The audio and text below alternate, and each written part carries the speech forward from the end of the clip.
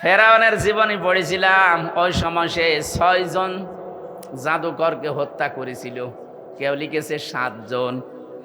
7 জন জাদুকর হযরত মুসা আলাইহিস সালামের প্রতি ঈমান আনার কারণে তাদেরকে সে হত্যা করেছিল। হত্যা বলতে তার প্রথমে এক হাত কেটেছে, এক পা কেটে দিয়েছে। কথা বলতেছেন? ভালো করে বুঝে। 1500 বছর আগে না, এটা আবার হাজার হাজার বছর আগের কথা।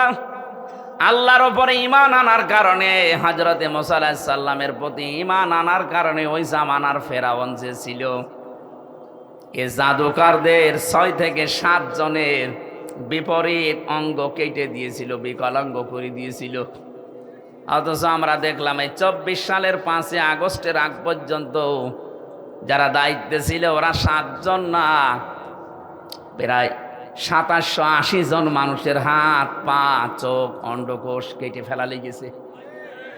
আপনি একটু খেয়াল করে দেখেন, সারা দেশে সরকারি জরিপ বলছে এটা 2732 জন মানুষ মারা গেছে আন্দোলনে, আর 2780 জন মানুষ এখন হাসপাতালে এক একটা অঙ্গ হারিয়ে কাঁদতেছে।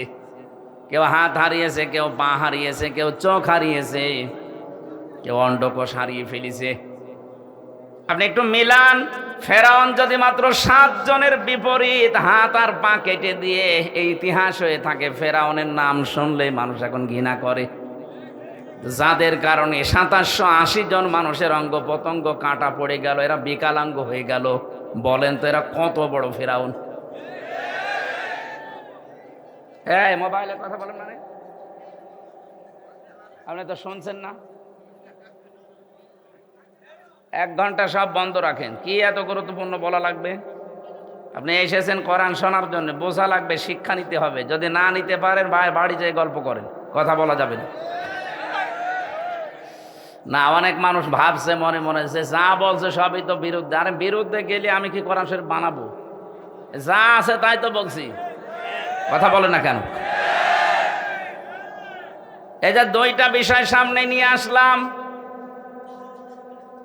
ফেরাউনের মাত্র 7 জন মানুষকে বিকলাঙ্গ করে দিয়ে যদি এত বড় ইতিহাস তৈরি করতে পারে ফেরাউন, এখনো পর্যন্ত মিশরের জাদুঘরে আছে। মানুষ যায় আর ঘৃণা করে, থুতু ছিটায়, কথা বলে না কেন? তাহলে 24 সালের 5 আগস্টের আগ পর্যন্ত যাদের কারণে শুধু 7 জন না, 2780 জন। আমি কুষ্টিয়ায় 6 তারিখে গিয়েছিলাম, যে দেখি হাসপাতালে ওই যে আগস্টের 6 তারিখে কারো হাত নেই, কারো পা কেটে ফেলেছে, কারো চোখ নেই, অন্ডকোষ উড়ে গেছে। আলহামদুলিল্লাহ, আলহামদুলিল্লাহ রব্বিল মাশরিকাইনি ওয়া রব্বিল মাগরিবাইন আল্লাযী খালাকা কুল্লা শাইইন যাওজাইন وأوجب علينا الإحسان بالوالدين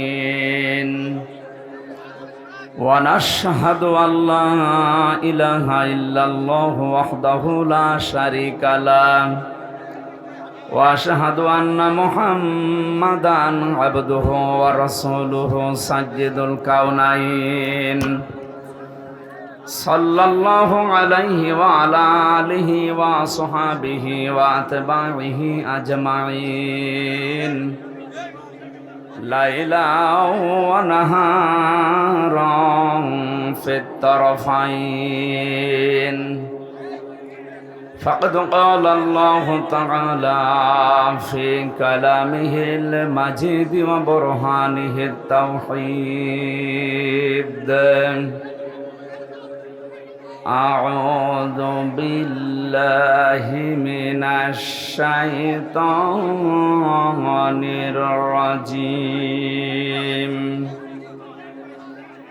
بسم الله الرحمن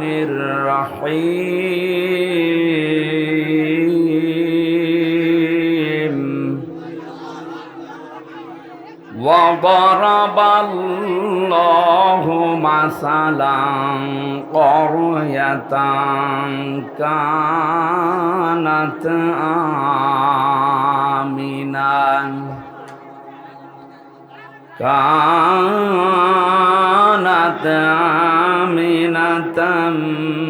مطمئنة يأتيها رزقها رغدا يأتيها رزقها رغدا من كل مكان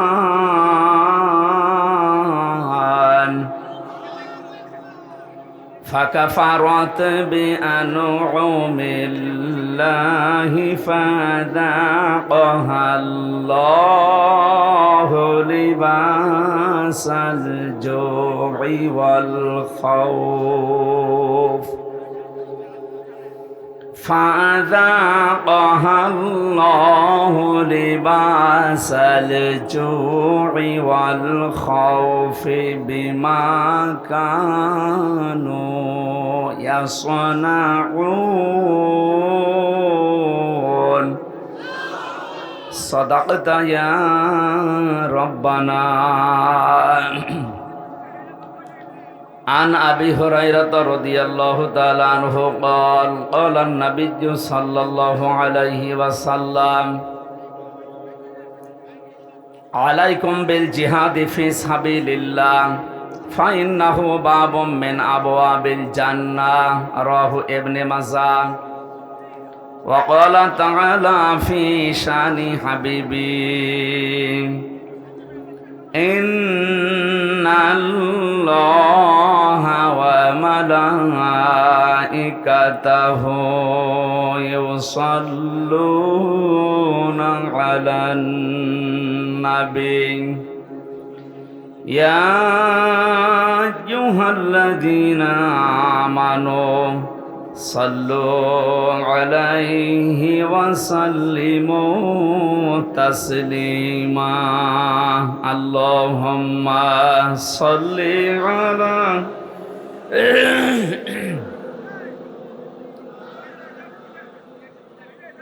এখানে কি এখানে বসেন ওখানে বসেন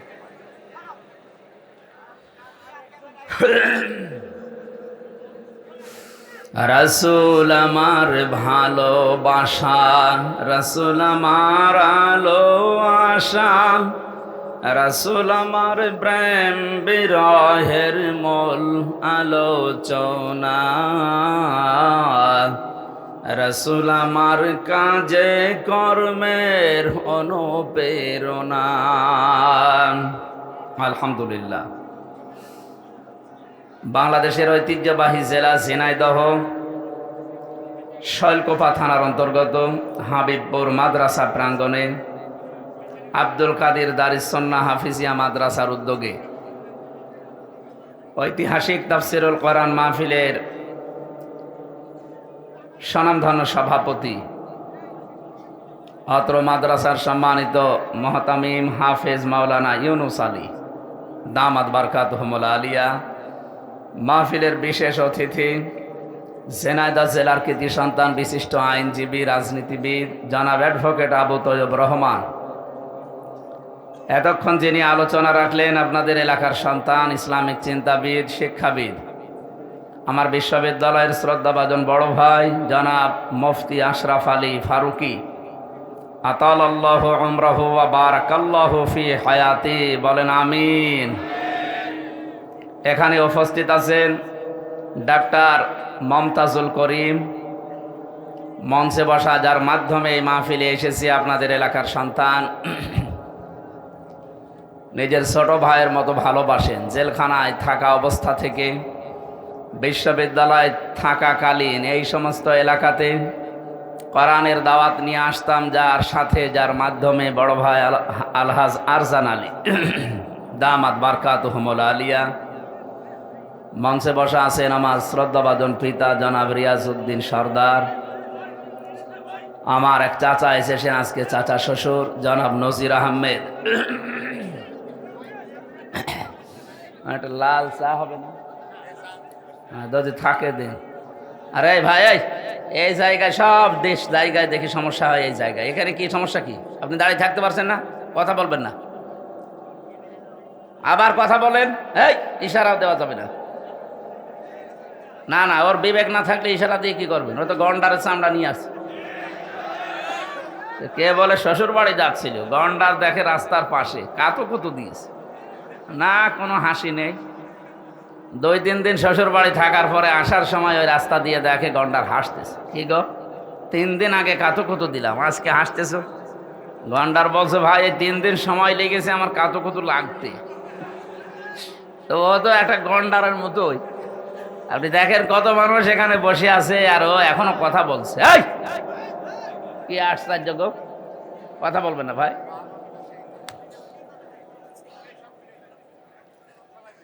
গত পরশুদিন আমি মৌলভীবাজার ছিলাম। এই যে হেলিকপ্টারে ওরা দিয়ে গেল মাহফিলের এই সময় মেনটেন করার কারণে, হেলিকপ্টার দেখলাম কুত্তা দূর থেকে তেড়ি আসতেছে।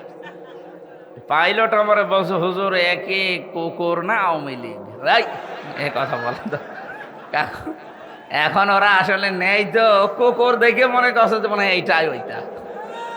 এখন আবার ওরে আবার ওইটা বলা লাগবে নাকি? আমি আশা করছি আপনি কথা বলবেন না ভাই।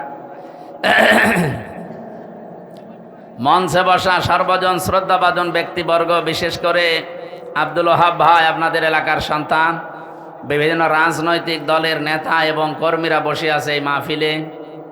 সামনে বসা মুসলমান ভাইরা, পর্দার আড়ালের সম্মানিতা মা এবং বোনেরা, প্রশাসনের ভাইরা, প্রাণ প্রিয় ঝিনাইদহবাসী, আমি আজকে একটা নতুন বিষয়ে আলোচনা করব বসেছি। আল্লাহ যেন আমাকে তাওফিক ভিক্ষা দেন।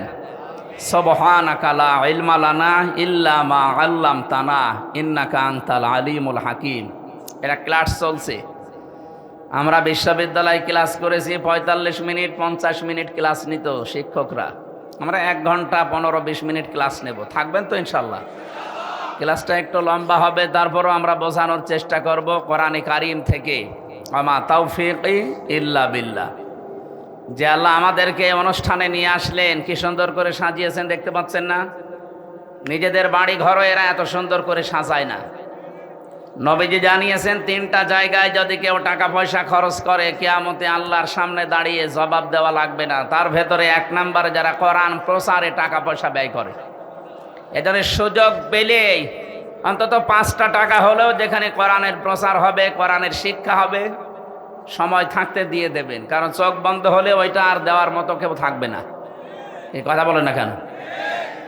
যারাই আমরা আছি প্রত্যেকে নিজের হায়াতের জীবনে কোরআনের সাথে সম্পৃক্ত এমন কিছু কাজ করা দরকার। আহলুল কোরআনি হুম আহলুল্লাহি ওয়া খাসসাতু। যারা কোরআনওয়ালা মানুষ এরা আল্লাহওয়ালা মানুষ, আর এরা আল্লাহর পরিবারভুক্ত এবং খাস ব্যক্তি আল্লাহর কাছে। এই 15.5 বছরে প্রধানমন্ত্রীর কাছে কিছু কিছু খাস ব্যক্তি ছিল না? প্রধানমন্ত্রী, আমি এই 3 বারের প্রধানমন্ত্রী হয়েছে এই জন্য বলি নাই, উনি এর আগেও একবার ছিলেন, তখন নির্বাচনের মাধ্যমে হয়েছিলেন। কিন্তু এই 3 বারে আর নির্বাচনের মাধ্যমে হয়নি। কথা বলে না কেন?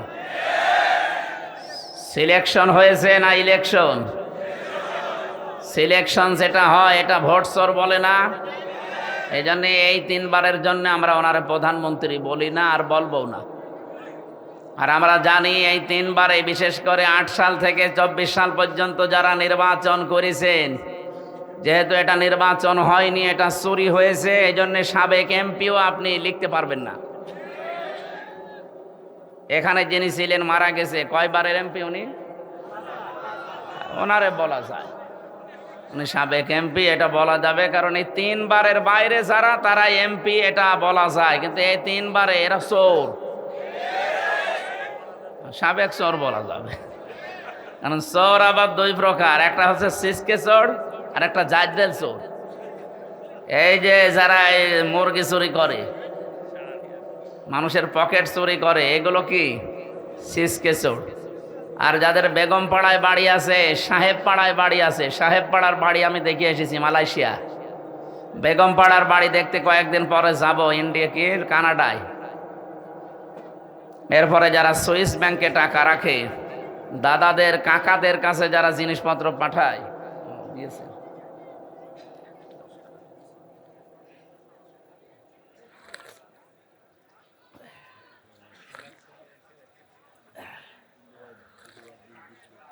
ঠিক আছে, রাখুন, খাই ফেলুন। কাউকে দিয়ে দেন। এখানে দাঁড়িয়ে কি কিছু দেখছেন?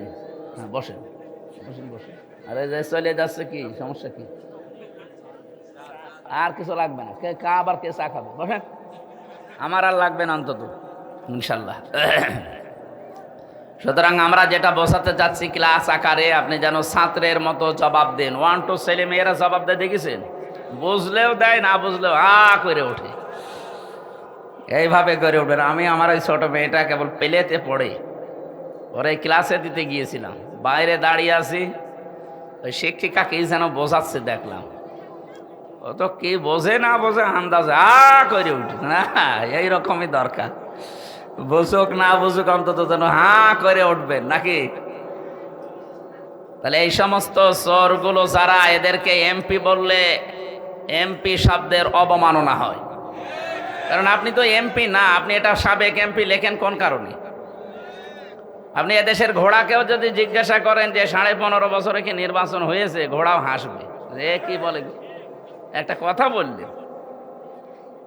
অথচ 8-10 দিন আমরা লক্ষ্য করছি যারা 2 বোন একসাথে পালিয়েছে, ওনারা কিন্তু বিভিন্ন মোড়লদের কাছে এখন ধর্ণা দিচ্ছে যে আমরা নির্বাচিত ছিলাম, আমাদেরকে উৎখাত করা হয়েছে। এটা ডাহা মিথ্যা কথা। একটা হাসি মানুষ এরকম মিথ্যা কথা বলতে পারে? তো সারা জীবনই মিথ্যা বলছে, হাসি কি আর পাজি কি। তারপরও আমরা যারা হাসি আছি আমাদের গায়ে লাগে, তো এই কারণে কষ্ট লাগে। মানুষ ওনারে পাঁচি বলে ডাকে, শেষে এটা আমাদের অসে পড়ে। এই যে হাসি, এই যে এটা হাসি, হাসি না। এই জন্য আমরা চাই যেন হাসি যারা, এটা মিথ্যা কথা বলেন না। তামাম দুনিয়া আপনার কথা মানুষ জানে। আপনি নিজেই ফোন করেন এক একজনের কাছে, নিজেই রেকর্ড করেন, নিজেই এডিটিং করেন, নিজেই ফাঁস করে দিন মানুষের ভেতরে আন্দাজে ভয় ঢোকাতে। ফেসবুকের কোনো কথা বিশ্বাস করবেন না। বাংলাদেশের ঝিনাইদহ জেলার শৈলকুপায় মনে হয় স্যারের বাড়ি, সাজ্জাদ হোসেন, এই যে ডিএমপি কমিশনার হয়েছে। কালকে যেখানে ছিলাম, এই যে পাশে সাউদিয়া, ওখানকার একজন এসপি আছে জাহাঙ্গীর আলম, উনি এখন এই যে মৌলভীবাজার জেলা বললাম, ওখানকার এসপি। এই বৈষম্যের শিকার হয়ে এতদিন বাইরে ছিল, আল্লাহ এখন দায়িত্ব তারে দিয়েছেন। উনি আমাকে বলছিল যে হামজা ভাই, আপনি সারা দেশে কথা বললে এই কথাটা মানুষকে জানাবেন যে এই যে যারা ফেসবুকের কথা শুনে গুজবে কান দিয়ে উস্কানিতে পা দিচ্ছে, এরা যেন এটা বন্ধ করে। কিচ্ছু হয়নি, এদেশে সব ঠিক আছে। ষড়যন্ত্র দ্বারা করছে, এদের ষড়যন্ত্র বন্ধ হয়ে যাবে। কেন বন্ধ হবে বলেন তো? ভালো করে খেয়াল করে আমি মিলিয়েছি। কোরআনে কারিম সূরা নমল 19 নাম্বার পারার 20 নাম্বার পৃষ্ঠার 6 নাম্বার লাইনের 50 নাম্বার আয়াতে আছে। এটা তাফসিরে হাক্কানিতে পাবেন। আল্লাহ পাক বলেন, ওয়া মাকারু মাকারা ওয়া মাকারনা মাকারা ওয়া হুম লা ইয়াশউরুন। খুব খেয়াল করে শব্দগুলো মিলাবেন। আল্লাহ বলেন ওরা ষড়যন্ত্র করেছিল। মাকরন মাজদার দিয়েছেন। নবী আপনি জানেন এদের ষড়যন্ত্র কেমন। অকদ মাকারু মাকরহুম ওয়া ইনদাল্লাহি মাকরুহুম ওয়া ইন কানা মাকরুহুম লিতাজুলা মিনহুল জিবাল। সূরা ইব্রাহিমের ভেতরে আল্লাহ আয়াতগুলো দিয়ে জানিয়েছেন, হে নবী ওদের ষড়যন্ত্র এমন কঠিন এবং ভয়ঙ্কর ছিল, এত মজবুত ষড়যন্ত্র ওরা করেছিল যে পাহাড় পর্যন্ত তার জায়গা ছেড়ে দিয়ে চলে যাবে। শব্দের অর্থ খেয়াল করেছেন, কত ভয়ঙ্কর শব্দ আল্লাহ দিয়েছেন, যে পাহাড় পর্যন্ত ওদের ষড়যন্ত্রের কারণে নিজের জায়গা ছেড়ে দিয়ে চলে যাবে।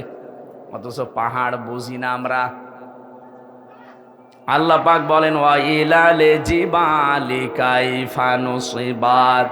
আপনি পাহাড়ের দিকে একটু তাকান না কেন? এ পাহাড়কে আমি জমিনের ভেতরে ব্রেক করে গেঁথে দিয়েছি, পেরেক স্বরূপ। এটা গজাল পেরেক। এই যে এই কাঠের উপরে ব্রেক মারা আছে, এই যে ব্রেক দেখা যাচ্ছে, এই ব্রেকের মাথাটুকু শুধু দেখা যায়, ভেতরে যা আছে উপরের এই মাথার চাইতে কি কম না বেশি? বেশি মানে 20 ভাগ বেশি। ভেতরে কাঠের ভেতরে যদি 20 ভাগ প্রবেশ করে, উপরে হয়তো 1 ভাগ একটু একটু সামনে যে ভেসে আছে মাত্র 1 ভাগ, 19 ভাগ নিচে গেড়ে গেছে। আল্লাহ পাক বলেন, জমিনে আমি পাহাড়গুলো ঠিক এভাবেই লাগিয়ে দিয়েছি যেমন নড়াচড়া না করে। তার মানে পাহাড় আমরা দেখতে পাই, যেটা কয়েকদিন আগে পঞ্চগড়ে থেকে তাকালাম হিমালয়ের দিকে, 36,000 ফিট রেতের জন্য মাটির উপরে থাকে। সৌদি আরবে এমন এমন পাহাড় যেখানে নবীজি লুকিয়েছিলেন, ওটা 3.5 ঘন্টা সময় লেগেছিল আমারই 16 সালে। তাও তো তখন আর একটু শক্তি ছিল। আরে রমজানে আমি এবার গিয়ে একা একা ওই সময় উঠেছিলাম, এখানে কোরআনে কারিম নাজিল হয়, ওই সময় লেগেছিল 1 ঘন্টা 5 মিনিট। এত বড় বড় পাহাড় যেখানে উপরে, তাহলে নিচের চাইতে যদি 20 ভাগ বেশি গেড়ে দেওয়া থাকে, তো পাহাড় নিচে আছে কত? এই পাহাড় পর্যন্ত নড়ে যাবে, টলে যাবে, নিজের জায়গা ছেড়ে চলে যাবে, এমন ষড়যন্ত্র করেছিল কাফেররা।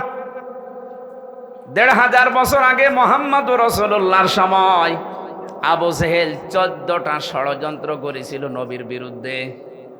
এটা সিরাত ইবনে হিশামের ভেতরে পাবেন। আর এই 15.5 বছরে যারা 2 জন পালিয়েছে, ওনাদের ষড়যন্ত্র আমি হিসাব করে পেয়েছি 15টা। তাহলে আবু জেহেলের চাইতে 1 কাঠি উপরে। ফেরাউনের জীবনী পড়েছিলাম, ওই সময় সে 6 জন জাদুকরকে হত্যা করেছিল।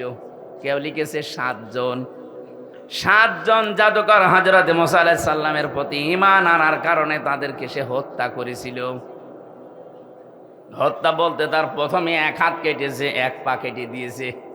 কথা বলতেছেন? ভালো করে বুঝে। 1500 বছর আগে না, এটা আবার হাজার হাজার বছর আগের কথা। আল্লাহর উপরে ঈমান আনার কারণে, হযরত মুসা আলাইহিস সালামের প্রতি ঈমান আনার কারণে ওই জামানার ফেরাউন যে ছিল, এ জাদুকরদের 6 থেকে 7 জনের বিপরীত অঙ্গ কেটে দিয়েছিল, বিকলাঙ্গ করে দিয়েছিল। অথচ আমরা দেখলাম এই 24 সালের 5 আগস্টের আগ পর্যন্ত যারা দায়িত্বে ছিল, ওরা 7 জন না, প্রায় 2780 জন মানুষের হাত, পা, চোখ, অন্ডকোষ কেটে ফেলা লেগেছে। আপনি একটু খেয়াল করে দেখেন, সারা দেশে সরকারি জরিপ বলছে এটা 2732 জন মানুষ মারা গেছে আন্দোলনে, আর 2780 জন মানুষ এখন হাসপাতালে এক একটা অঙ্গ হারিয়ে কাঁদতেছে। কেউ হাত হারিয়েছে, কেউ পা হারিয়েছে, কেউ চোখ হারিয়েছে, কেউ অন্ডকোষ হারিয়ে ফেলেছে। আপনি একটু মিলান, ফেরাউন যদি মাত্র 7 জনের বিপরীত হাত আর পা কেটে দিয়ে এই ইতিহাস হয়ে থাকে, ফেরাউনের নাম শুনলেই মানুষ এখন ঘৃণা করে। যাদের কারণে 2780 জন মানুষের অঙ্গ প্রত্যঙ্গ কাটা পড়ে গেল, এরা বিকলাঙ্গ হয়ে গেল, বলেন তো এরা কত বড় ফেরাউন? হ্যাঁ, মোবাইলে কথা বলেন মানে আপনি তো শুনছেন না। 1 ঘন্টা সব বন্ধ রাখেন। কি এত গুরুত্বপূর্ণ বলা লাগবে? আপনি এসেছেন কোরআন শোনার জন্য, বোঝা লাগবে, শিক্ষা নিতে হবে। যদি না নিতে পারেন, বাড়ি যেয়ে গল্প করেন, কথা বলা যাবে না। না, অনেক মানুষ ভাবছে মনে মনে যে যা বলছে সবই তো বিরুদ্ধে। আরে বিরুদ্ধে গেলে আমি কি কোরআন শরীফ বানাবো? যা আছে তাই তো বলছি, কথা বলে না কেন? এই যে 2টা বিষয় সামনে নিয়ে আসলাম। ফেরাউনের মাত্র 7 জন মানুষকে বিকলাঙ্গ করে দিয়ে যদি এত বড় ইতিহাস তৈরি করতে পারে ফেরাউন, এখনো পর্যন্ত মিশরের জাদুঘরে আছে। মানুষ যায় আর ঘৃণা করে, থুতু ছিটায়, কথা বলেন না কেন? 24 সালের 5 আগস্টের আগ পর্যন্ত যাদের কারণে শুধু 7 জন না, 2780 জন। আমি কুষ্টিয়ায় 6 তারিখে গিয়েছিলাম, যে দেখে হাসপাতালে ওই যে আগস্টের 6 তারিখে কারো হাত নেই, কারো পা কেটে ফেলেছে, কারো চোখ নেই, অন্ডকোষ উড়ে গেছে। আর 14 জন তো জায়গায় মারা গেছে, পরে 2 জন 16 জন। এত মানুষের হত্যাকারী যারা, বিকলাঙ্গকারী যারা, যাদের কারণে মানুষ হাত পা হারিয়ে ফেলে আর সমাজের বোঝা হয়ে আছে। বলেন তো, যার একটা হাত নেই, একটা পা নেই, একটা চোখ নেই, ও তার পরিবারের জন্য বোঝা। তার সমাজের কাছে সে বোঝা, তার এই রাষ্ট্রের কাছে সে সারা জীবন যতদিন বেঁচে আছে বোঝা হয়ে বেঁচে আছে। এই কাজ যারা করে গেল এরা কিয়ামতের দিন আমার মনে হয় ফেরাউনের সাথেই উঠবে। প্রথম নাম্বারটা কি বললাম? আবু জেহেল মাত্র 14টা কর্মসূচি নিয়েছিল নবীজির বিরুদ্ধে ষড়যন্ত্র করে। এই জন্য আবু জেহেলের নাম আজ পর্যন্ত কেউ রাখেনি এই 1500 বছরে। আমি কত ইতিহাস পড়ে দেখেছি কেউ ছেলের নাম আবু জেহেল না। হ্যাঁ, জাহাল হক আছে একজন, আবু জেহেল নেই। এত বছর পার হওয়ার পরেও যদি এই 14টা ষড়যন্ত্রে ওর নাম কেউ না রাখে, আপনি এই 15.5 বছরে 15টা ষড়যন্ত্র এই দেশের বিরুদ্ধে, মানবতার বিরুদ্ধে, ইসলামের বিরুদ্ধে করেছেন। আজকে আমি একটা শুরু করছি, সেটা হচ্ছে সমকামিতা। এই ষড়যন্ত্র করে জাতিকে আজ ধ্বংস করার একটা পায়তারা এটা। আল্লাহ পাক ওই কথাটা এখানে লূত নবীর জীবনী থেকে নিয়ে এসে আমাদেরকে শোনাচ্ছেন। ভালো করে শোনো। অমাকারু মাকর ওয়া মাকারনা মাকরন, শব্দ কিন্তু এক, কিন্তু অর্থ দুইটা। আল্লাহ বলেন কাফেররা ষড়যন্ত্র করেছিল আর আমি আল্লাহ করেছিলাম কৌশল, অথচ শব্দ একই। বলে কাফেরদের বেলায় যেটা ষড়যন্ত্র, আল্লাহর বেলায় সেটা কৌশল। এই পৃথিবীতে বাংলাদেশে ইসলাম কায়েমের জন্য আমরা যা করি এটা হচ্ছে জিহাদ, আর ওরা যা করে ওইটার নাম সন্ত্রাস। সুতরাং ইসলামী আন্দোলন বলেন, একামতে দিনের দায়িত্বে যারা আছে, অ্যাক্টিভ ভাবে ইখলাসের সাথে যারা কাজ করছে, এ দেশে ইসলাম কায়েম আমরা করতে চাই, সে তারা যা পদ্ধতি অবলম্বন করবে ওইটার নাম আরবি জিহাদ। আর এটা উল্টিয়ে নষ্ট করার জন্য ওরা যেটা করবে ওইটার নাম সন্ত্রাস। এবার আসেন, আল্লাহ পাক বলেন মাকারনা মাকরন, আমি আল্লাহ নিজে কিন্তু কৌশল করলাম। এখানে ফাইল, কর্তা কে? আরো জোরে বলেন। আল্লাহ বলেন আমি নিজে তাদের বিরুদ্ধে কৌশল করলাম। অহুমলা এশরুন, তারা টেরও পায়নি। এরপরে আল্লাহ জবাব দিয়েছেন নবীজিকে, ফানজুর কাইফা কানা আকিবাতু মাকরিহিম। হে নবী, একটু নজর করে দেখেন না কেন ষড়যন্ত্র যারাই করেছিল তাদের অবস্থা আমি কি করেছি। আন্না দাম্মারনাহুম ওয়া কওমাহুম আজমাইন। এ আন্না এর ফাইল সরাসরি আল্লাহ, দাম্মার না এটাও জমা মুতাকাল্লিমের পরে হোম দিয়েছেন। আল্লাহ পাক বলেন আমি নিজে তাদের শিকড় কেটে দিয়েছি এবং তাদের জাতিকে আমি আল্লাহ নিজে ধ্বংস করেছি। কিভাবে ধ্বংস করলাম তার প্রমাণের পরের আয়াতে একটা আছে, এদিকে তাকান। ফাতিলকা বুয়ুতুহুম খাবিয়াতাম বিমা যালামু। আমি এবার আলেমদেরকে বলছি, আরবি গ্রামার অনুযায়ী ফা ব্যবহার করা হয় 19টা অর্থে। এখানে তিলকার আগে আল্লাহ ফা দিয়েছেন। মনে হচ্ছে আল্লাহ পাক নিজের কুদরতি আঙ্গুল দিয়ে নবীজিকে বলছেন, নবী এই সেই ঘর। বাইতুন না দিয়ে বুয়ুত বহু বচন দিয়েছেন, আবার হোম দিয়েছেন। হে নবী এই সেই ঘর, এই ঘরগুলো একটু তাকাবেন আপনি। খাবিয়াতাম বিমা যালামু, এদের জুলুমের কারণে এদের ঘর বাড়ি, ব্যবসা প্রতিষ্ঠান, অফিস আদালত, দেখেন আমি কি করেছি। খাবিয়াতান মানে জনশূন্য, ওজার গৃহ, সার শূন্য। এদের ঘরের দিকে আপনি তাকান তো কি অবস্থা। বাংলাদেশের দিকে এবার আয়াতটা মিলান। 2024 সালের আগস্টের 5 তারিখের বিকাল 5টা বাজতে বাজতে এদেশের যত জালেমদের ঘর ছিল, অফিস ছিল, দেখেন সবগুলো আল্লাহ ওজার গৃহ বানিয়ে দিয়েছে। এর বাস্তব প্রমাণ আমার কুষ্টিয়ার হানিফের বাড়ি, কামারুলের বাড়ি, ঝিনাইদহেও আছে। আপনি একটু খেয়াল করে দেখেন, যারা জুলুম করেছে একজনকে তো টাঙিয়ে ন্যাংটা করে পিটিয়েছে। এটা জালেমদের জুলুমের পরিণতি, বিআন্নাহুম জুলিমু, কারণ তারা জুলুম করেছে। খাবিয়াতাম বিমা যালামু, তাদের এই জুলুমের কারণে আল্লাহ এই শাস্তিটা তাদের দিয়েছেন। ইন্না ফি যালিকা লাআয়াতাল লিকাউমিন ইয়ালামুন। তারে শিক্ষা আছে, লামে তাকিদ দিয়েছেন, লাআয়াতান, এর ভেতরে নিদর্শন আছে, শিক্ষা আছে তাদের জন্য, লিকাউমিন ইয়ালামুন, যারা জ্ঞানী সেই সম্প্রদায়ের জন্য। সুতরাং বাংলাদেশে আমরা এখন 18 কোটি মানুষ, যারা আমাদের জন্য শিক্ষা কি? এরা যদি জুলুম 15.5 বছর করার পরে একেবারে সারশূন্য হয়ে যায়, জনশূন্য হয়ে যায়, তাদের বাড়ি ঘর পর্যন্ত উজাড় গৃহ। আপনি তাকান, এখন তাদের বাড়ি ঘর এখন জাতীয় টয়লেট হয়ে গেছে। মানুষ মনে হচ্ছে 4-5 জন 7 জন একসাথে দলবদ্ধ হয়ে প্রসাব করছে। তাহলে আগামীতে কেউ যদি এই চেয়ারে বসে, তারাও যদি এভাবে জুলুম আরম্ভ করে, তাদের বাড়ি ঘর আল্লাহ এভাবে সারশূন্য, জনশূন্য, উজাড় গৃহ বানিয়ে দেবে। বুঝেছেন কারা কারা? হাত তোলেন তো। আলহামদুলিল্লাহ, কাজ হচ্ছে। আর বোঝেননি কারা? হাত তোলেন তো। ওই যে একজন, ওর মাথা তার কাটা আছে। হ্যাঁ, ওটাকে অনেক মামু নাকি? আপনার সে একজন ছিল না, সে মোটা মতো কি আরাফাত নাকি? কই সে কই? ওটা মনে হয় আরাফাত হবে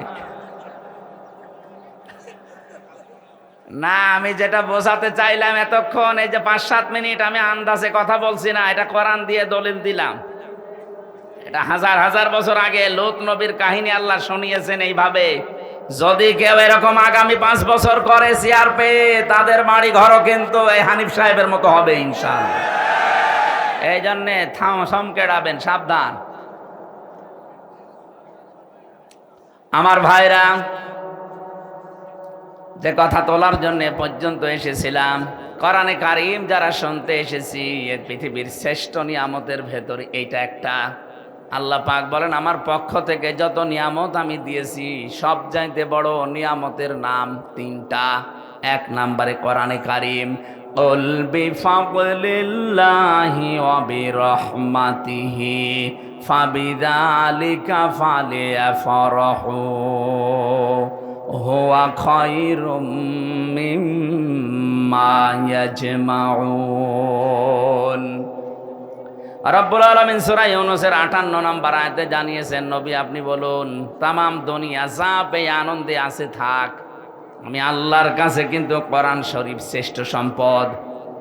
সুতরাং কোরআন যারা পেয়ে আনন্দে আছে, খুশি হয়েছে, তারা দুনিয়ার সব কিছুর তুলনায় শ্রেষ্ঠ সম্পদ পেয়েছে। আজকের এই আলোচনার সাথে সম্পর্ক কিসের? আরো জোরে বলেন। এই যে সুন্দর করে সাজিয়েছে, কিসের কারণে? শুধু হামজা আসবে এজন্য সাজাতো। কতবার তো হামজা এমনিতে ওহাব ভাইয়ের বাড়ি, আরজান ভাইয়ের বাড়ি এসেছে, কই সাজাইতো নি? আজকে এসেছে কোরআনের জন্য, এজন্য এত সাজগোজ। এই জন্য দুনিয়া থেকেও যদি কোরআনের প্রচারে, কোরআনের প্রসারে, কোরআনের শিক্ষায়, কোরআন কায়েমে টাকা খরচ করে, কিয়ামতের দিন ওই টাকার হিসাব আল্লাহ নেবেন না। 2 নম্বরে কেউ যদি পরিবারস্থ লোকদের জন্য তাদের জায়েজ কাজ মেটাতে খরচ করে, ওই টাকার হিসাব দেওয়া লাগবে না। 3 নম্বরে যদি কেউ জিহাদের ময়দানে কাজ করে, ওখানে যদি আপনি যেতে নাও পারেন, ওদের পেছনে খরচ করলে ওই টাকারও হিসাব দেওয়া লাগবে না। তাহলে হিসাব হবে না কয়টা জায়গায় টাকা খরচ করলে? আরো জোরে। 1 নম্বরে কোরআনের কারণে, 2 নম্বরে পরিবারস্থ লোকদের জন্য, 3 নম্বরে জিহাদের ময়দানে যারা কাজ করে তাদের জন্য। আশা করছি আমার কথার অর্থ আপনি বুঝেছেন। কথা বলেন না কেন? কিন্তু আজ আমরা এই সমস্ত জায়গায় আনন্দ পাই না, খুশি না। আমরা আনন্দ করি অনেকে সুদ খেয়ে। না, এদেশে সুদ নেই। এখানে বহু মানুষের চেহারা দেখে বোঝা যাচ্ছে এরা টাকা ছেড়ে রাখে আর টাকা আসে। 1000 টাকা ছেড়ে রাখে, মাসে মাসে 1100 টাকা করে পায়। কি কথা বলছেন এখন? এটা মায়ের সাথে সুদ খাওয়া, জেনা করার গুনাহ। কল্পনায় যেটা আসে না সেই কাজ আপনি করতেছেন, আর আপনি নামাজ পড়েন। এই জন্য এই কাজে যারা আছেন টাকা ছেড়ে রাখেন, টাকা আসে। অনেকে বলে আমি লাভ খাই, ইন্টারেস্ট খাই, জিনিস একই। কথা বলে না কেন? ও টয়লেটও যার নাম, গো তার নাম, জিনিস আলাদা? জিনিস তো একই, নাম আলাদা দিলেই হবে। যারা খাচ্ছেন আশা করছি আজকের এই দিন থেকে এটা ছেড়ে দেওয়া লাগবে। কারা কারা ছেড়ে দিতে রাজি আছেন হাত তোলেন তো। তার মানে এলাকায় অনেকে খাচ্ছে, ঠিক আছে বাবা শাহজালাল সব হালাল না। ঝিনাইদহ জেলায় খাচ্ছেন যারা, ছেড়ে দেবেন। ব্যাংকিং ব্যবস্থা বাংলাদেশে যেগুলো আছে, অর্থনীতি, এটা যে ইবাদত অনেকে জানেই না, মনে করে এ দুনিয়ার কাজ না। সোনালী, চৈতালি, এই যে সমস্ত ব্যাংকগুলো আছে না, সোনালী, রূপালী, অগ্রণী, চৈতালি, এ ব্যাংকের চাইতে ইসলামী ব্যাংকে কারবার করা ইমানের দাবিতে 100% স্বচ্ছ। আপনি যদি ওই সমস্ত ব্যাংকে কারবার করেন, বলো ঔষধ এ ঔষধ, এটা কাফেরদের কথা। ওয়াহাল্লাল্লাহুল বাইআ ওয়া হাররামার রিবা, আল্লাহ ব্যবসাকে হালাল করেছে আর সুদকে হারাম করেছে।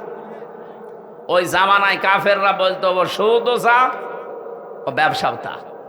এখন অনেকে আজ বিভিন্ন জেনারেল ব্যাংকের সাথে ইসলামী ব্যাংক মিলিয়েছেন। আরে ভাই, এতদিন এই শয়তান, এই জালেমরা 15.5 বছরে ইসলামী ব্যাংকে হাত দিয়ে ওরা 75,000 কোটি টাকা আত্মসাৎ করেছে।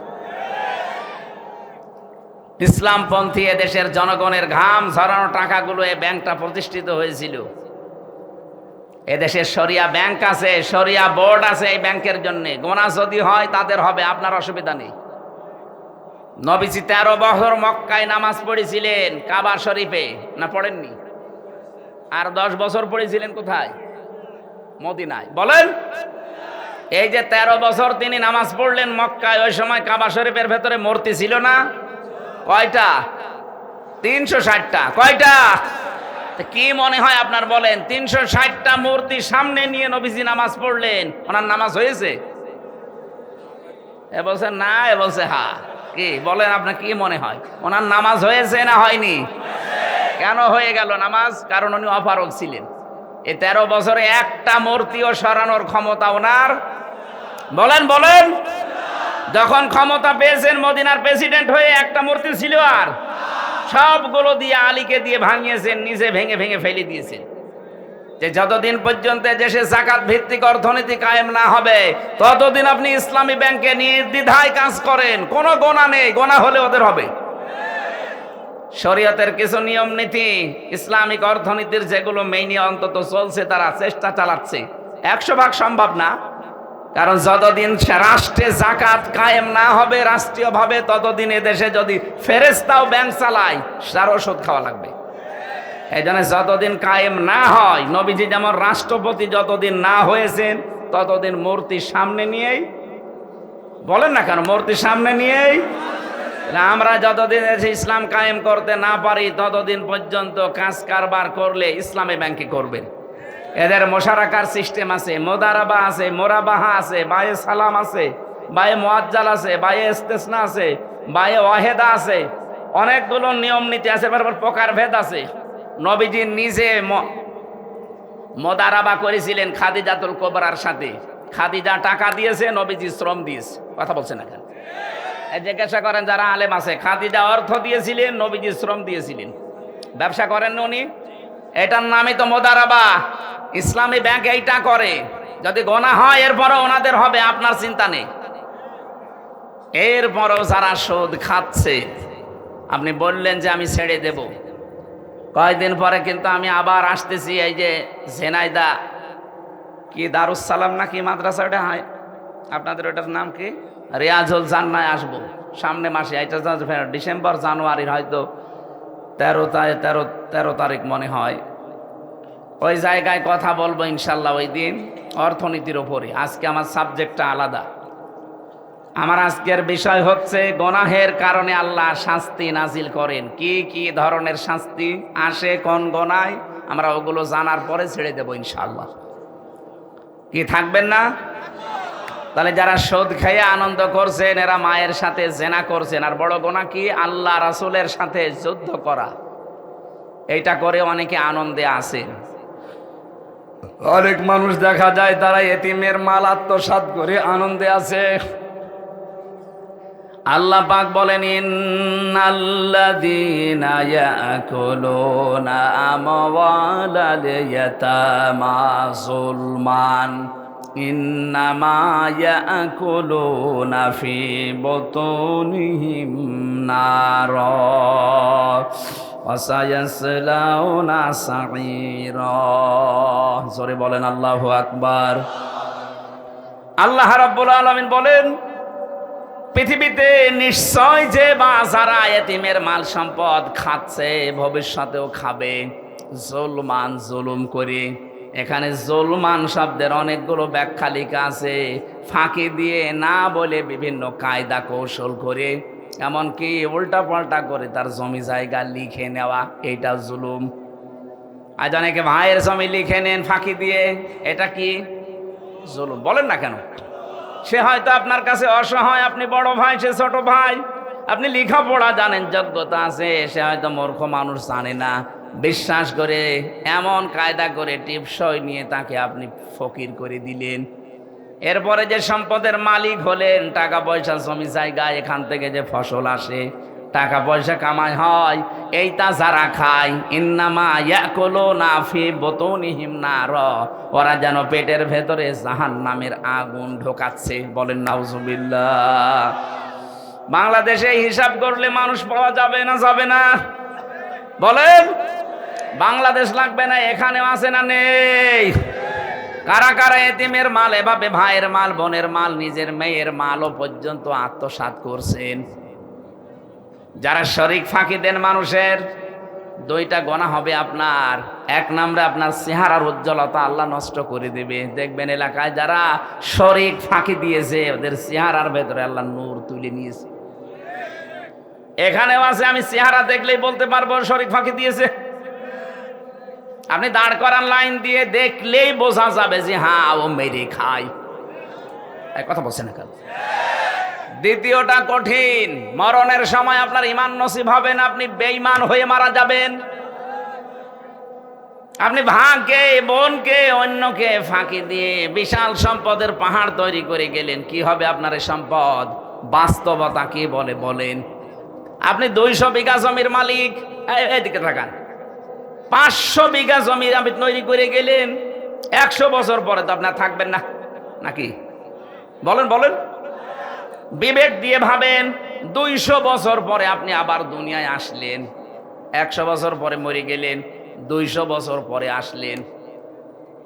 মাত্র 300 বছরের ব্যবধানে যদি এই 500 বিঘা জমি আপনার ছেলের ছেলের ছেলে, যারা 3 পুরুষের পরে, এরা ব্যবহার করবে কি? আপনি যদি এসে বলেন যে এগুলো আমি কিনেছিলাম, এ বাড়ি আমার, দাঁত মুখ খুলে ফেলবে। ইয়ার কি মারো কে তুমি? তোমার যদি থাকার জায়গা না থাকে, শৈলকুপা বাজার মসজিদের বারান্দায় রাত থেকে ফটো, এখানে আর জায়গা নেই। এটাকে হাসির খোরাকি দিলাম? চিন্তায় তো মাথা নত হয়ে যাওয়ার কথা, যে কি শুনছি, কার জন্য আমি করলাম। আর যারা ঘুষ খায়, কি করছেন আপনি? ঘুষ খেয়ে বিশাল বিশাল ফ্ল্যাটের মালিক হবেন, জমি জায়গা, টাকা পয়সার আপনি সম্পদের পাহাড় তৈরি করে রাখলেন। আপনি মাত্র 200 বছর পরে ফিরে আসেন, এই ফ্ল্যাটে জীবনও আপনাকে আর উঠতে দেবে না।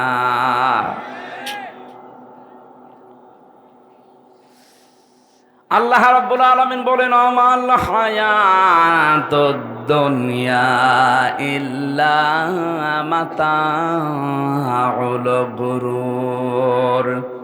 হে নবী, পৃথিবীর জমিনটাই কিন্তু এরকম একটা ধোঁকা। এটা কি? আমি আমার বাবার সাথে ভালো ব্যবহার করি আমার আখেরাত ভালো হওয়ার জন্যে। কথা বলেন না কেন? আমি আমার বাবাকে যদি ছেড়েও দেই আমার আখেরাত ভালো হওয়ার জন্যে, আর দেখে যদি উনি আল্লাহ রাসূলকে মানে না, এরকম বাবাকে আমিও মানি না। আমি আমার মায়ের সাথে ভালো ব্যবহার করি আমার নিজের জন্যে, আমার আখেরাত তৈরি করার জন্যে। মাকেও যদি ছেড়ে দেওয়া লাগে, যদি দেখি না এও আল্লাহ রাসূলের বিরুদ্ধে অবস্থান নিয়েছে, ভালো ব্যবহার করব, কিন্তু মন থেকে মেনে নেওয়া সম্ভব না। এই কথা বলেন না কেন? আমি এই যে দাড়িওয়ালা আশরাফ ভাইকে ভালোবাসি এটা আল্লাহর জন্যে। যদি দেখি না ওনার কর্মকাণ্ড ইসলামের বিরুদ্ধে, ওনারে ঘৃণা করতেও আমার 1 সেকেন্ড সময় লাগবে না। নবীজি বলেন, মানা হাব্বা লিল্লাহ ওয়া আবগাদা লিল্লাহ ওয়া আতা লিল্লাহ ওয়া মানা লিল্লাহ ফাকাদ ইসতাকমালাল ঈমান। কাউকে যদি ভালোবাসো আল্লাহর জন্য বাসবা, কিছু বেশি বেশি পাওয়ার জন্য তাকে দান করবা না, যে এই লোকটাকে কিছু যদি দেই পরবর্তীতে এর চাইতে বড় জিনিস পাওয়া যাবে, এরকম ধান্দা নেই অনেকের। এক কথা বলেন না কেন? এই ধান্দায় বেশি পাওয়ার নিয়েতে কাউকে কিছু দিবা না। কিছু দিলে কার জন্যে? আরো জোরে। কাউকে যদি নিষেধ করো যে দেব না, তাও আল্লাহর জন্যে। কারো ওপর যদি রাগ করো, তাও আল্লাহর জন্যে। কাউকে যদি ভালোবাসো, তাও আল্লাহর জন্যে। 4টা কাজ আছে হাদিসে। নবীজি বলেন, যারা দুনিয়ায় 4টা করতে পারবে, ফাকাদ ইসতাকমালাল ঈমান, সে যেন তার ঈমানকে পরিপূর্ণ করে নিল। জোরে বলেন সুবহানাল্লাহ। আল্লাহ পাক বলেন, কিয়ামতের ময়দানে যখন এই মানুষটাই উঠবে আমার সামনে, যে 500 বিঘা জমি বানিয়েছে, 10টা ফ্ল্যাট বানিয়েছে, এই লোকটা কি বলবে জানেন? ইয়াউমা তাআতি কুল্লু নাফসিন তুজাদিলু আন নাফসিহা। শব্দের দিকে খেয়াল করেন। আল্লাহ মনে হচ্ছে আমার নাম ধরে বলছে। কুল্লু নাফসিন, প্রতিটি ব্যক্তি। আশরাফ হতে পারে, হামজা হতে পারে, আরজান হতে পারে, ওয়াহাব হতে পারে। প্রতিটি মানুষকে আল্লাহ যেন আলাদা আলাদা আলাদা করে ডাক দিয়েছেন। ইয়াউমা তাআতি কুল্লু নাফসিন, প্রতিটি ব্যক্তি কিয়ামতের দিন তুজাদিলু আন নাফসিহা, নিজের পক্ষে যুক্তি তর্ক প্রমাণ হাজির করবে আল্লাহর সাথে ঝগড়া করার জন্য। আল্লাহর কাছ থেকে বাঁচার জন্য যুক্তি প্রমাণ রেডি করবে, যে আমি এই কারণে বলেছিলাম, আমি নামাজ পড়তে পারি না আমার সন্তানের কারণে, কারণ তাকে সুখে রাখতে গিয়ে আমি সারা দিন মাঠে কাজ করেছি, সেজদা দেওয়ার সময় পাইনি। এটা যুক্তি। আপনার আর কয়টা ছেলে মেয়ে? হযরতে ইয়াকুব নবীর দিকে তাকান, তার 12টা সন্তান ছিল। কয়টা বলেন? শুধু ছেলেই ছিল তার 12টা। তো এতগুলো সন্তানের কারণে কোনোদিন আল্লাহর বিধান থেকে তাকে তো টলাতে পারেনি। আপনি 2টা 5টা ছেলে মেয়ের কারণে আল্লাহর বিধান বাদ দিয়ে দেন, যুক্তি প্রমাণ করবেন, আল্লাহর কাছে খাড়া করবেন। আল্লাহ বলেন, তুজাদিলু আন নাফসিহা, প্রতিটি মানুষ তার নিজের পক্ষে খাড়া করবে যুক্তি তর্ক। ওয়াতুওয়াফা কুল্লু নাফসিম মা আমিলাত ওয়া হুম লা ইউযলামুন। প্রত্যেককে আমি আল্লাহ পরিপূর্ণ করে দেব তার কাজের প্রতিদান, কিন্তু তার উপর আমি জুলুম করব না। যে যতটুকুই করেছে কিয়ামতে আল্লাহ তাকে ওই পরিমাণ দেবেন। আমার এবার আয়াতের আলোচনা শুরু হচ্ছে। যেটা বললাম একটা 111 নাম্বার আয়াত সূরা নাহালের। এখন যেটা আমরা তেলাওয়াত করেছিলাম এটা সূরা নাহালের 112 নাম্বার আয়াত। এই আয়াতের ভেতরে আল্লাহ একটা কারিয়া, একটা জনপদ, একটা গ্রামের উদাহরণ দিয়েছেন আমাদের সামনে। খুব ভালো করে মিলাবেন। গ্রামটা এই হাবিবপুর হতে পারে। নির্ধারিত নাম আমি তাফসিরে পাইনি। কোন মুফাসসির হয়তো মক্কা নগরীর নাম দিয়েছেন। না, এটা ঝিনাইদহ জেলার শৈলকুপা থানার হাবিবপুর হতে পারে। আপনি একটু মিলাবেন, দেখবেন এই গ্রামের সাথে মেলে কিনা। আমার কথা বোঝা যাচ্ছে তো? আমি তো মনে হচ্ছে যে একেবারে ক্লাসের মতো বললে ছাত্র যেভাবে বোঝে, ছাত্ররা ঠিক ওইভাবে বুঝতেছে। হ্যাঁ, কিছু যদি পাগল ছাগল থাকে 14 বার বুঝলেও বুঝবে না। ওরে বোঝাতে হলে কোরআন শরীফে হবে না, বুখারী শরীফে হবে না, কি লাগবে? বুখারী শরীফ। আপনারা কোরআন শরীফ, হাদিস শরীফ, বুখারী শরীফ দিয়ে যেহেতু বুঝে ফেলছেন, ভালো করে এবার বোঝেন। উপমা দিচ্ছেন, উদাহরণ দিচ্ছেন কে? আরো জোরে বলেন। এই জন্য উদাহরণ দিয়ে কোরআন বোঝালে মানুষ বোঝে ভালো। আল্লাহ পাক কোরআনে কারীম বোঝানোর ক্ষেত্রে বহু উদাহরণ কোরআনে সেট করেছেন, এমন এমন উদাহরণ দিয়েছেন। আজকে একটা উদাহরণ বলছি। ওয়াদারাবাল্লাহু মাসালান ক্বরিয়াতান, আল্লাহ পাক একটা গ্রামের উদাহরণ দিচ্ছেন, উপমা, দৃষ্টান্ত। খুব ভালো করে মিলাবেন। বললাম হাবিবপুর হতে পারে, এটা হাবিবপুর না? কি ছিল সেই গ্রামে? কানাত আমিনাতাম মুতমাইন্নাতান। 1 নম্বর, ওই গ্রামটা ছিল নিরাপদ। 2 নম্বরে ছিল শান্ত নির্মল। তাহলে গ্রামের কোয়ালিটি পেলাম কয়টা? 1 নম্বরে নিরাপত্তা ছিল, 2 নম্বরে ছিল শান্ত। ইয়াতিহা রিজকুহা রাগাদাম মিন কুল্লি মাকান, বিভিন্ন এলাকা থেকে তাদের কাছে রিজিক আসতো, বিপুল পরিমাণে রিজিক তাদের কাছে আল্লাহ বিভিন্ন এলাকা থেকে বিভিন্ন কায়দায় পাঠাতেন। হয়তো ব্যবসার কারণে, বাণিজ্যের মাধ্যমে বিভিন্ন মানুষের মনের ভেতরে মায়া দয়া উদ্রেক করে দিয়ে। এতটুকু আল্লাহ শেষ করেননি, এইবার আসল কথা আল্লাহ জানাচ্ছেন, ফাকা ফারতে বিআনউমিল্লাহ, তারা যখন আল্লাহর এই নিয়ামতগুলোর সাথে কুফরি করেছে, আল্লাহর নিয়ামত পাওয়ার পরে যখন তারা ঢেকে ফেলেছে, ফাআযাকাহাল্লাহু লিবাসাল জুই ওয়াল খাউফ, আল্লাহ পাক তখন তাদেরকে শাস্তি দেওয়ার জন্যে মজা চাকাতে 2টা আযাব পাঠিয়েছেন। 1 নম্বরে তাদেরকে ক্ষুধা দিয়েছেন, 2 নম্বরে তাদেরকে ভয় দিয়েছেন। বিমা কানু ইয়াসনাউন, তারা যে কাজ করেছিল এর ফলশ্রুতিতে। বাংলা অর্থ বললাম, এবার আছেন তাফসিরে। আমার ভাইরা, মক্কা শহরের কেউ কেউ নাম দিয়েছেন এই কারিয়া, এই কারিয়া, এই গ্রামের নাম কেউ কেউ মক্কা দিয়েছেন। এই জায়গাটা পুরা আরব জাহানের ভেতরে তখন এমন শান্ত নিরাপত্তার চাদর ছিল কাবা শরীফ থাকার কারণে। রব্বুল আলামিন বলেন, অমাং দাখলাহু কানা আমিনা।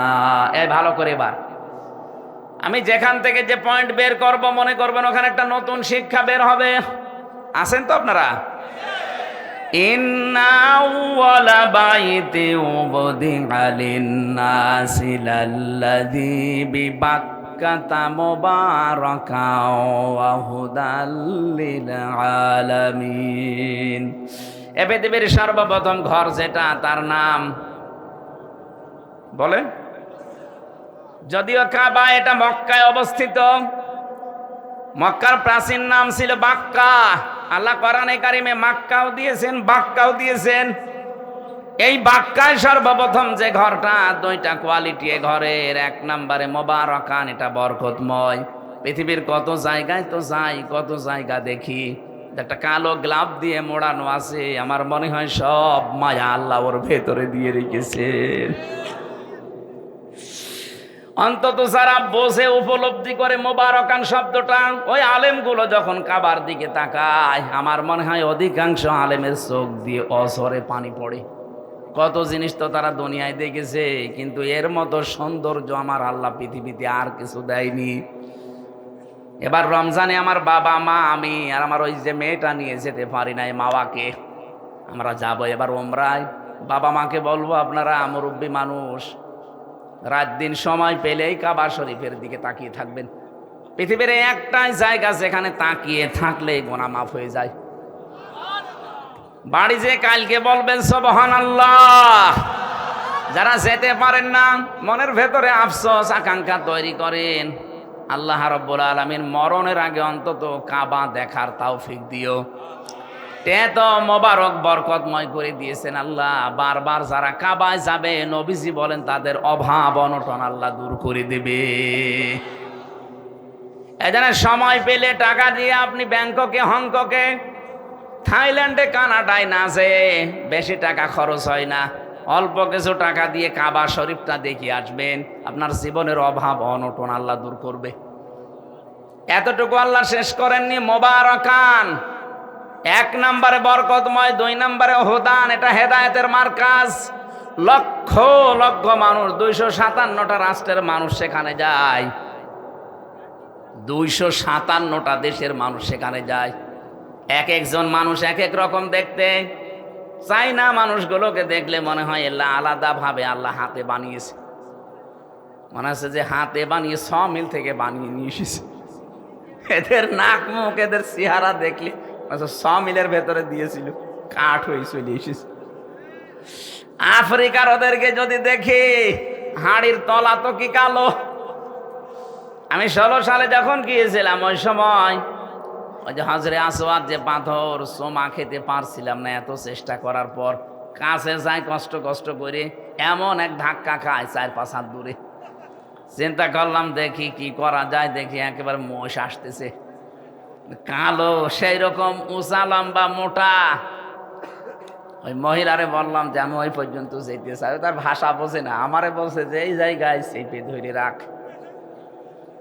এইরকম মোটা মনে আছে এক একটা দেয় না, আমার চাইতো প্রায় হাত খানিক লম্বা, সেই রকম মোটা। ধরলাম হাত চেপে, গোয়ারের মতো, গোয়ার যেভাবে যায়, ওর হাতে মুখে কারো কিছু লাগলে মনে হচ্ছে ছিঁড়ে যাবে, মানুষ আগেই সাইড দিচ্ছে।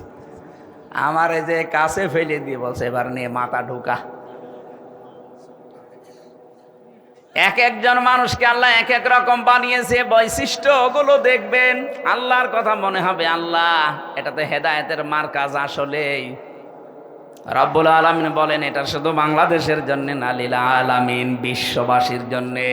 অমাং দাখালাহু কানা আমিনা। এই কাবায় কেউ যদি আসে আল্লাহ তাকে নিরাপত্তা দিয়ে দেয়। কি দেয়? আরো জোরে বলেন। এই কথাটা বলার জন্য আমি এই পর্যন্ত আসলাম। আল্লাহ বলেন কাবা শরীফ এমন ভাবে আমি বানিয়েছি, এটা পৃথিবীর প্রথম ঘর। এখানে হেদায়েত আছে, এখানে রহমত আছে, এখানে বরকত আছে, এটা নিরাপত্তা দিয়েছে ফেলা আছে।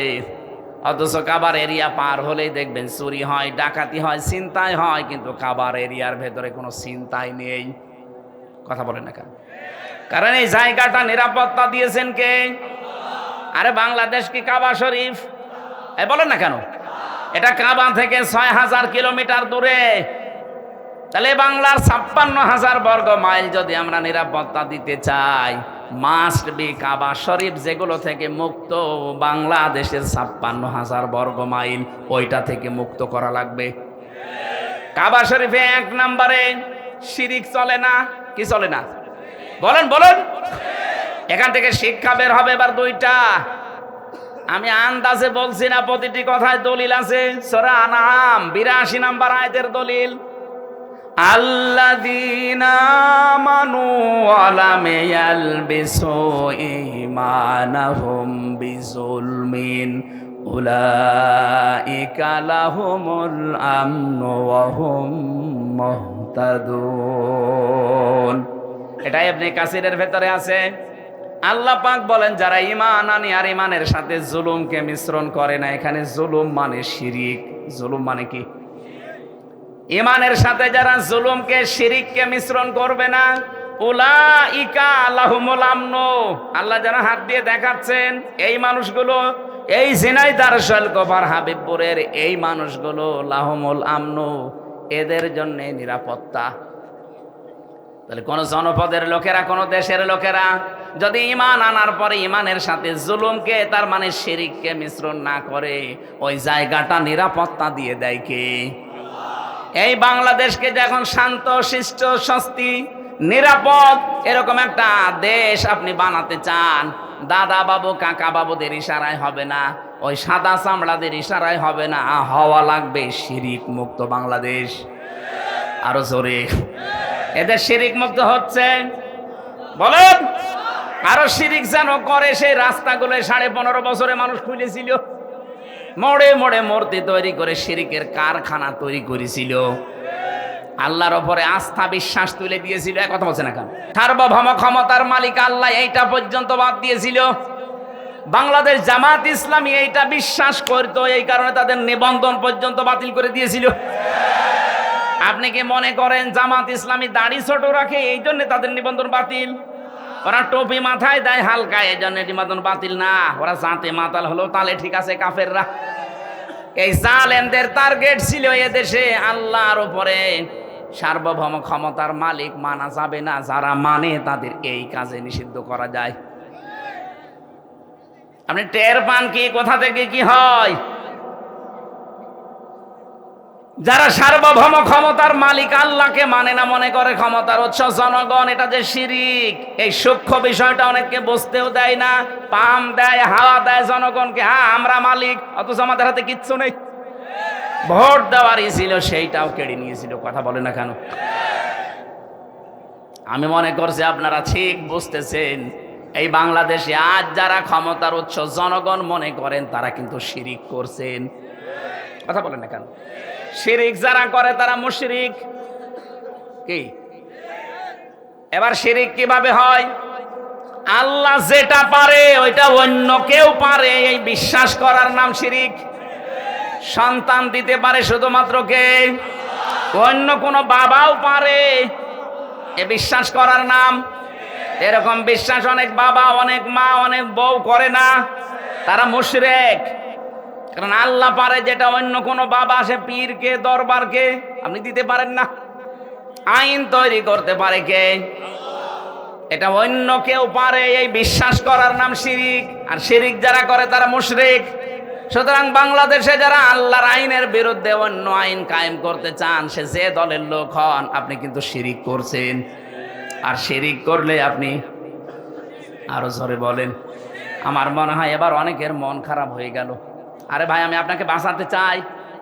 আমি কোরআনের চোখ লাগিয়ে দেখতে পাচ্ছি আপনি শিরিক করে অশান্তির সাগরে ডুবতেছেন দুনিয়ায়, আর মরণের পরে আপনাকে আল্লাহ জাহান্নামে ফেলবে বিনা বিচারে। কারণ মুশরিকদের কোনো বিচার নেই।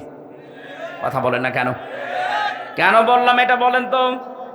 ইন্নাহু মাইয়ুশরিক বিল্লাহি ফাকাদ হারামাল্লাহ।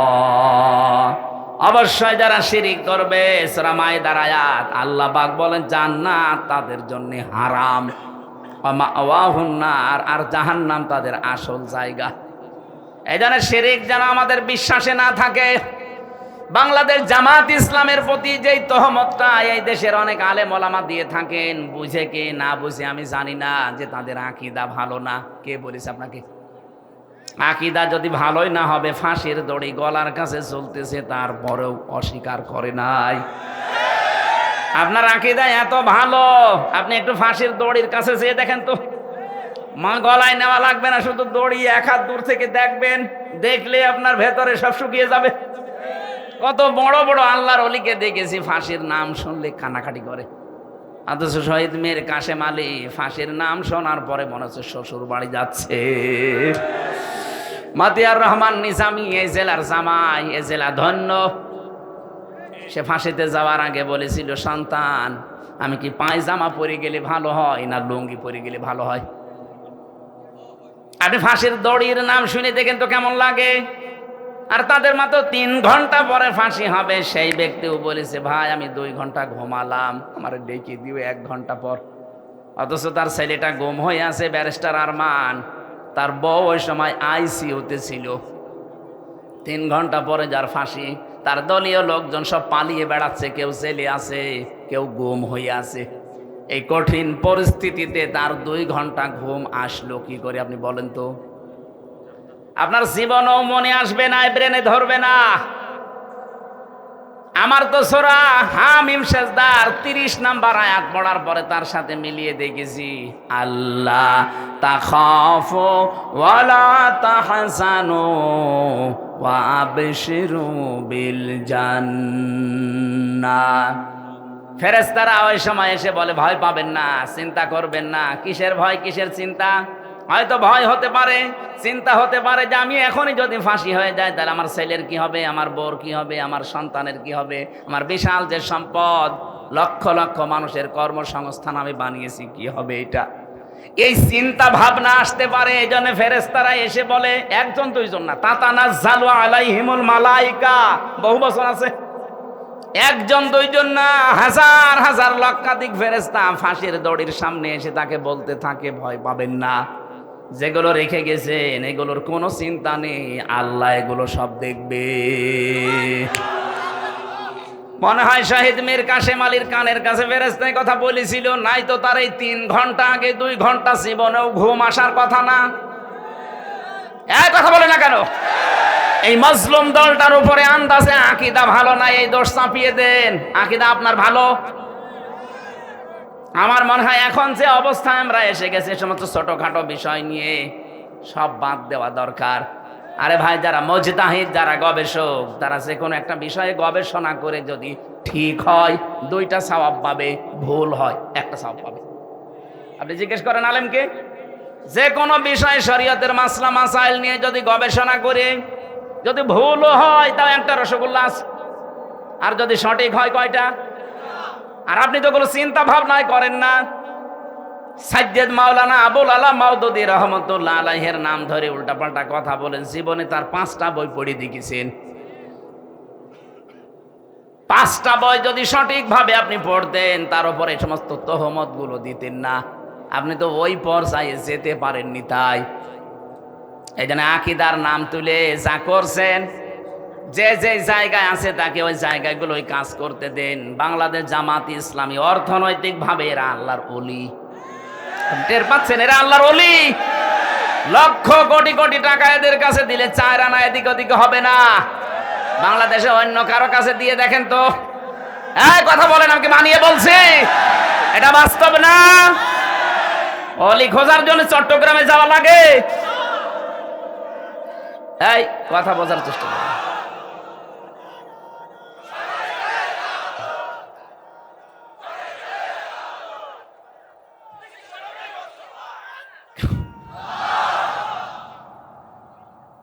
এখানে মাজলুম দলটার উপরে আমার মনে হয় উল্টা পাল্টা দোষ না দিয়ে তাদের প্রতি সহানুভূতিশীল হওয়া লাগবে।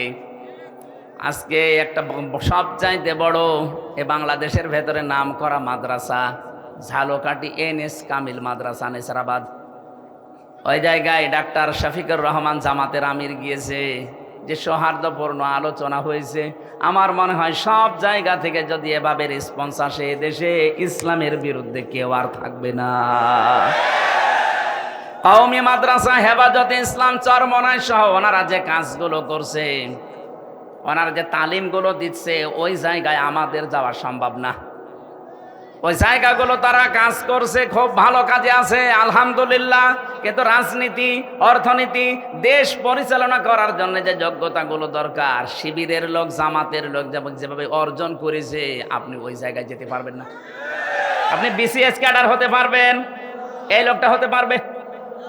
অনার্স মাস্টার্স করেছে, BCS পরীক্ষা দিয়ে যদি টিকে যায়, কালকে ওই SP হতে পারবে, ASP এর পরে SP। আমি BCS ক্যাডার হওয়ার জন্য আমি কোচিংও করেছিলাম, পরীক্ষাও দিয়েছিলাম। আমার লিখিত পরীক্ষায় পাশ হওয়ার পরে ভাই যে দেখছে আমার 14 বংশ উল্টা পাল্টা, তখন আমারে বাদ দিয়ে দিয়েছে। যদি দেখতো না এর বাবা ওই যারা পালিয়েছে তাদের দলের সভাপতি, এই কথা বলছেন এখানে, যদি দেখতো এর দাদা ওই দলের সেক্রেটারি, বলতো ঠিক আছে সব মাফ, আল্লাহর ওলি আজকে থেকে ASP।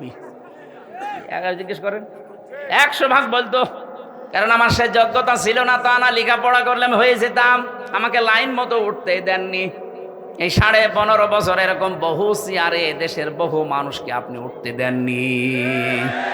আপনি জালেম, আর এটা মজলুম। এই জন্য অন্যান্য যারা আছেন কওমি মাদ্রাসা ভাই, আপনাদের আমরা আহ্বান জানাচ্ছি যে তালিমের জায়গাগুলো আছে, খুব ভালো ভালো কাজে আপনারা আছেন। খায়রুকুম মান তাআল্লামাল কোরআন ওয়া আল্লামা। কোরআন যে শেখে, কোরআন যে শেখায়, তার মতো উত্তম মানুষ নেই। কিন্তু এখন দেশের যে অবস্থা, জালেমদের এখনো পর্যন্ত নজর কিন্তু আছে। এই নজর থেকে মুক্ত হওয়ার জন্য আন্তর্জাতিক যে ষড়যন্ত্রগুলো চলছে, আপনার মাথায় ধরবে না, চিন্তা ভাবনা করা লাগে এর জন্য আলাদা। এখান থেকে বাঁচতে হলে আমার মনে হয় আকীদার প্রশ্ন তুলে মানুষকে আর দূরে সরানোর সময় নেই। বুকে টেনে নেন, কাছে আসেন, আগে ইসলামটা কায়েম হোক। কথা বলুন, ইসলামটা কায়েম হোক, এরপরে বলেন যে ভাই এই কাজটা ভুল হচ্ছে, এইটা শুধরিয়ে নেন, এইটা ঠিক করেন। তারা যা যা খেদমত করেছে, তার যে 50 বছরে যে খেদমত, আপনি 500 বছর পেলেও পারবেন না। কারণ 500 বছরে আপনি 450 বছর ঘুমাবেন। কথা বলছেন এখন। আর তার এই 50 বছরের হায়াতে আমার মনে হয় 30 বছর শুধু লিখেছে। আপনি টের পান কারে আন্দাজে কোন ফতোয়া দেন। এই জন্য আহ্বান জানাচ্ছি, দেশটাকে শিরিক মুক্ত করা লাগবে। আমাদের বিশ্বাসে যাদের শিরিক আছে, জামাত ইসলামের এই গঠনতন্ত্রে বিশ্বাসে আকীদায় শিরিক আছে, আপনি একটু দেখান তো যে এটা শিরিক। বলেন বলেন। আমি নাম ধরে বলছি এই কারণে, কারণ এই মাজলুম দলটার উপরে আবাহমান কাল থেকে এই দেশে একটা তহমত লাগিয়ে দিয়েছে আন্দাজে। কেউ যেন এই অবিচার করে তাদের ওপরে তহমতটা দিয়ে নিজের গোনার পাল্লা ভারী করবেন না। নিজের চিন্তায় তো আমি নিজে বাঁচি না, কথা বলেন না কেন? তাহলে এই দেশকে যদি আল্লাহর নিরাপদের চাদর দিয়ে ঢেকতে হয়, জুলুম মুক্ত করা লাগবে, শিরিক মুক্ত করা লাগবে। বলেন, আল্লাহ পাক বলেন এমন একটা গ্রামের নাম বলছি শোনো, যে গ্রামটা শান্তি ছিল। এই যে আমনুন মানে নিরাপত্তা, আমনুন মানে কি? কানাত আমিনাতান মুতমাইন্নাতান, যেখানে বাস করে মানুষ আত্মতৃপ্তি পেত। মুতমাইন্না মানে কি? আত্মতৃপ্তি। বাস করলে যেখানে আত্মতৃপ্তি পাওয়া যেত, ভালো লাগতো মানুষের, শান্তি স্বস্তি এগুলো সব ঘিরে রেখেছিল তাদেরকে। বিভিন্ন জায়গা থেকে তাদের রিজিক আসতো, বিভিন্ন ব্যবসা বাণিজ্যের মাধ্যমে রিজিক আসতো। কিন্তু এতটুকু আল্লাহ শেষ করেননি। এই রিজিক আসার পর আল্লাহর দেওয়া রিজিক খেয়ে নিয়ামতগুলো খাওয়ার পরে তারা আল্লাহর সাথে কুফরি আরম্ভ করেছে। সব চাইতে বড় কুফরি ছিল ওই জামানার যিনি নবী ছিল মুহাম্মদুর রাসূলুল্লাহকে তারা মিথ্যাবাদী বলেছে, পাগল বলেছে, জাদুকার বলেছে, এমনকি দেশ থেকে পর্যন্ত তাড়িয়ে দিয়েছে। কথা বলেন ঠিক কিনা? 18 কোটি মানুষ মাত্র 56,000 বর্গ মাইলের এই দেশে, এতটুকু দেশ, পৃথিবীর বহু দেশে তো ঘুরলাম, কই এতটুকু জায়গায় এত মানুষ বাস করে পৃথিবীর কোন জায়গায় আমি পাইনি। এর চাইতে এই যে কয়েকদিন আগে গিয়েছিলাম মালয়েশিয়া, এর চাইতে 8 ডবল বড়। কত বলেন? বাংলাদেশে 8টা জোড়া দিলে যত বড় হবে, মালয়েশিয়া একাই অত বড়। বাংলাদেশ 14টা জোড়া দিলে যত বড় হবে, সৌদি আরব একাই অত বড়। বাংলাদেশ 59টা জোড়া দিলে যত বড় হবে, আমেরিকা একাই অত বড়। কিন্তু মানুষ বাংলাদেশের চাইতে কম জায়গা হিসাবে। কথা বলে না কেন? তাদের যে বিশাল জমিন পড়ে আছে, সেই তুলনায় মানুষ একেবারেই কম। আমাদের এতগুলো মানুষ, অথচ জায়গা যতটুকু। আল্লাহ পাক বলেন বিভিন্ন জায়গা থেকে তোদের রিজিকের ব্যবস্থাগুলো করছিলাম, কি হয়েছে তোদের? আমার নিয়ামতগুলোই তোরা উল্টিয়ে দিতে আরম্ভ করলি। পুরুষে পুরুষে বিয়ে, এই যে তহমত, যেটা কি বলে এর নাম, সমকামিতা আরম্ভ করলি। এইটার স্লোগান পর্যন্ত দিচ্ছে। 3 দিন আগে কুষ্টিয়ায় 2 মেয়ে আন্দোলন করেছে যে আমরা 2 জন বিয়ে করব, যদি বিয়ে না দেয় 2 জনে মরে যাব।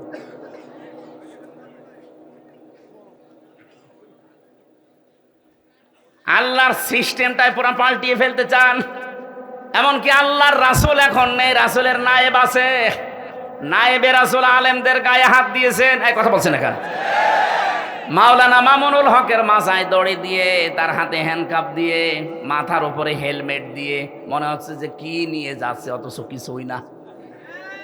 আমার মতো একটা দুর্বল মানুষের মাথায় তো দড়ি দিয়েছেই দিয়েছে, হাতে দিয়েছে হ্যান্ডকাপ, আবার পায়ে ডান্ডা বেড়ি, মাথার উপরে লাগিয়েছে সে লোহার টুপি। মনে হচ্ছে যে কি পেয়েছে, গরু না ছাগল। আপনি যদি আমার সাথে এই করেন, মাওলানা মামুনুল হকের সাথে, মাওলানা সাখাওয়াত হোসেন রাজির সাথে এই করেন, আমার মনে হয় যদি নবীজি এখন বেঁচে থাকতো, নবীর মাথায়ও দড়ি দিত। বলেন,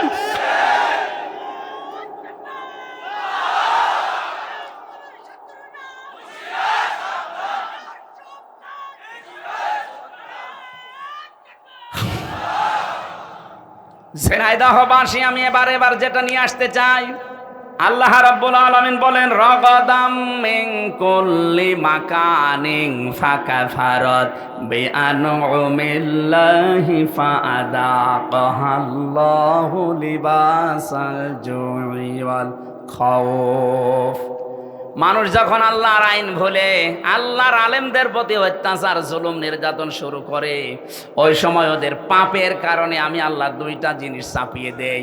একটা হচ্ছে ক্ষুধা। ক্ষুধা মানে দুর্ভিক্ষ। ক্ষুধা মানে কি বলেন? বলেন, দুর্ভিক্ষ আসা আরম্ভ হয়েছিল। আলেমদের উপরে যা আরম্ভ করেছিলেন, দুর্ভিক্ষ চলে আসতো। 1500 বছর আগে বিশ্ব নবীকে যখন ওরা তাড়িয়ে দিয়েছিল, বিশ্ব নবী যখন যাচ্ছিলেন নিজের ঘর থেকে বের হয়ে হিজরত করার সময়, সেই জায়গায় দাঁড়িয়ে কাবার দিকে তাকিয়ে বলেছিলেন, কাবার মালিক আমি কিন্তু যেতে চাইনি, কাবার মালিক আমি খুব ভালোবাসি কাবাকে, কিন্তু এর নিষ্ঠুর সন্তানরা আমারে থাকতে দিল না। হ্যাঁ আমি যাচ্ছি। আল্লাহ ওই সময় সূরা কসসের 85 নাম্বার আয়াতটা নাযিল করেছিলেন, ইন্নাল্লাযী ফারাদা আলাইকাল কুরআনা লারাদ্দুকা ইলা মাআদ। অবশ্যই আপনার প্রতি আমি কোরআনের আইন মানা ফরজ করে দিয়েছি। হে নবী, আপনাকে আজ এই কোরআনের কারণে চলে যাওয়া লাগছে হিজরত করে, কিন্তু গ্যারান্টি দিলাম লারাদ্দুকা, লামে তাকিদ, আমি আল্লাহ গ্যারান্টি দিচ্ছি অবশ্যই আপনাকে আপনার এই জায়গায় আমি আবার ফেরত নিয়ে আসব, কিন্তু তখন এই দুর্বল করে না, শক্তিশালী করে নিয়ে আসব। মাত্র কয় বছরের ব্যবধানে নবীজিকে আবার এই জায়গায় নিয়ে এসেছিলেন, কিন্তু বাদশা করে। কথা বলেন ঠিক কিনা? নবীজি তো 13 বছর অত্যাচার সহ্য করেছেন। বাংলার মুসলমানেরা আমরা অত্যাচার সহ্য করছি 53 বছর, তার ভেতরে 15 বছর আরো বেশি। উনি 13 বছর, আমরা 15 বছর, 2 বছর পার করে ফেলেছি বেশি। উনি যদি 13 বছর অত্যাচার সহ্য করার পরে 10 বছর প্রেসিডেন্ট হতে পারে, আমার মনে হয় নবীজির এই জীবনী বাংলাদেশেও মিলবে। 15 বছর আমরা যারা জুলুম, নির্যাতন, অত্যাচারের শিকার হয়েছি, তাদের হাতে আল্লাহ 10 বছর বাংলাদেশ তুলে দেবে। এইটার নাম ইলা রাদ্দুকা ইলা মাআদ। হ্যাঁ, কোরআন বাদ দিয়ে যদি কোনো পাপের কারণে কেউ পালায়, তার শাস্তি হচ্ছে দিন যত যাবে তার প্রতি ঘৃণা তৈরি হবে জনগণের। যেমন চেঙ্গিস খান, হিটলার, এই কথা বলছে না কেন? তারাও মানুষ হত্যার সাথে জড়িত ছিল, কিন্তু দিন যত যাচ্ছে হিটলারের, চেঙ্গিস খানের, যে পালিয়েছে লক্ষণ সেন, কি 850 বছর আগে পালিয়েছিল লক্ষণ সেন। এদের নাম শুনলেই মানুষ এখন ঘৃণা করে, কিন্তু কোরআনের কারণে যারা চলে গিয়েছিল টিকতে না পেরে, এই মানুষগুলোকে আবার আল্লাহ এই দেশে ফেরত নিয়ে আসতেছে সম্মানের সাথে। মাওলানা আবুল কালাম আজাদ, ওই যে লাল দাড়িওয়ালা লোকটা, বাচ্চু রাজাকার নাম দিয়েছিলেন, সে কিন্তু এমনি এমনি পালিয়ে যায়নি, সেও চলে গিয়েছিল, কিন্তু অত্যাচার, নির্যাতনের, জুলুমি কোরআনের কারণে। আর হলেন না তার পাপের কারণে।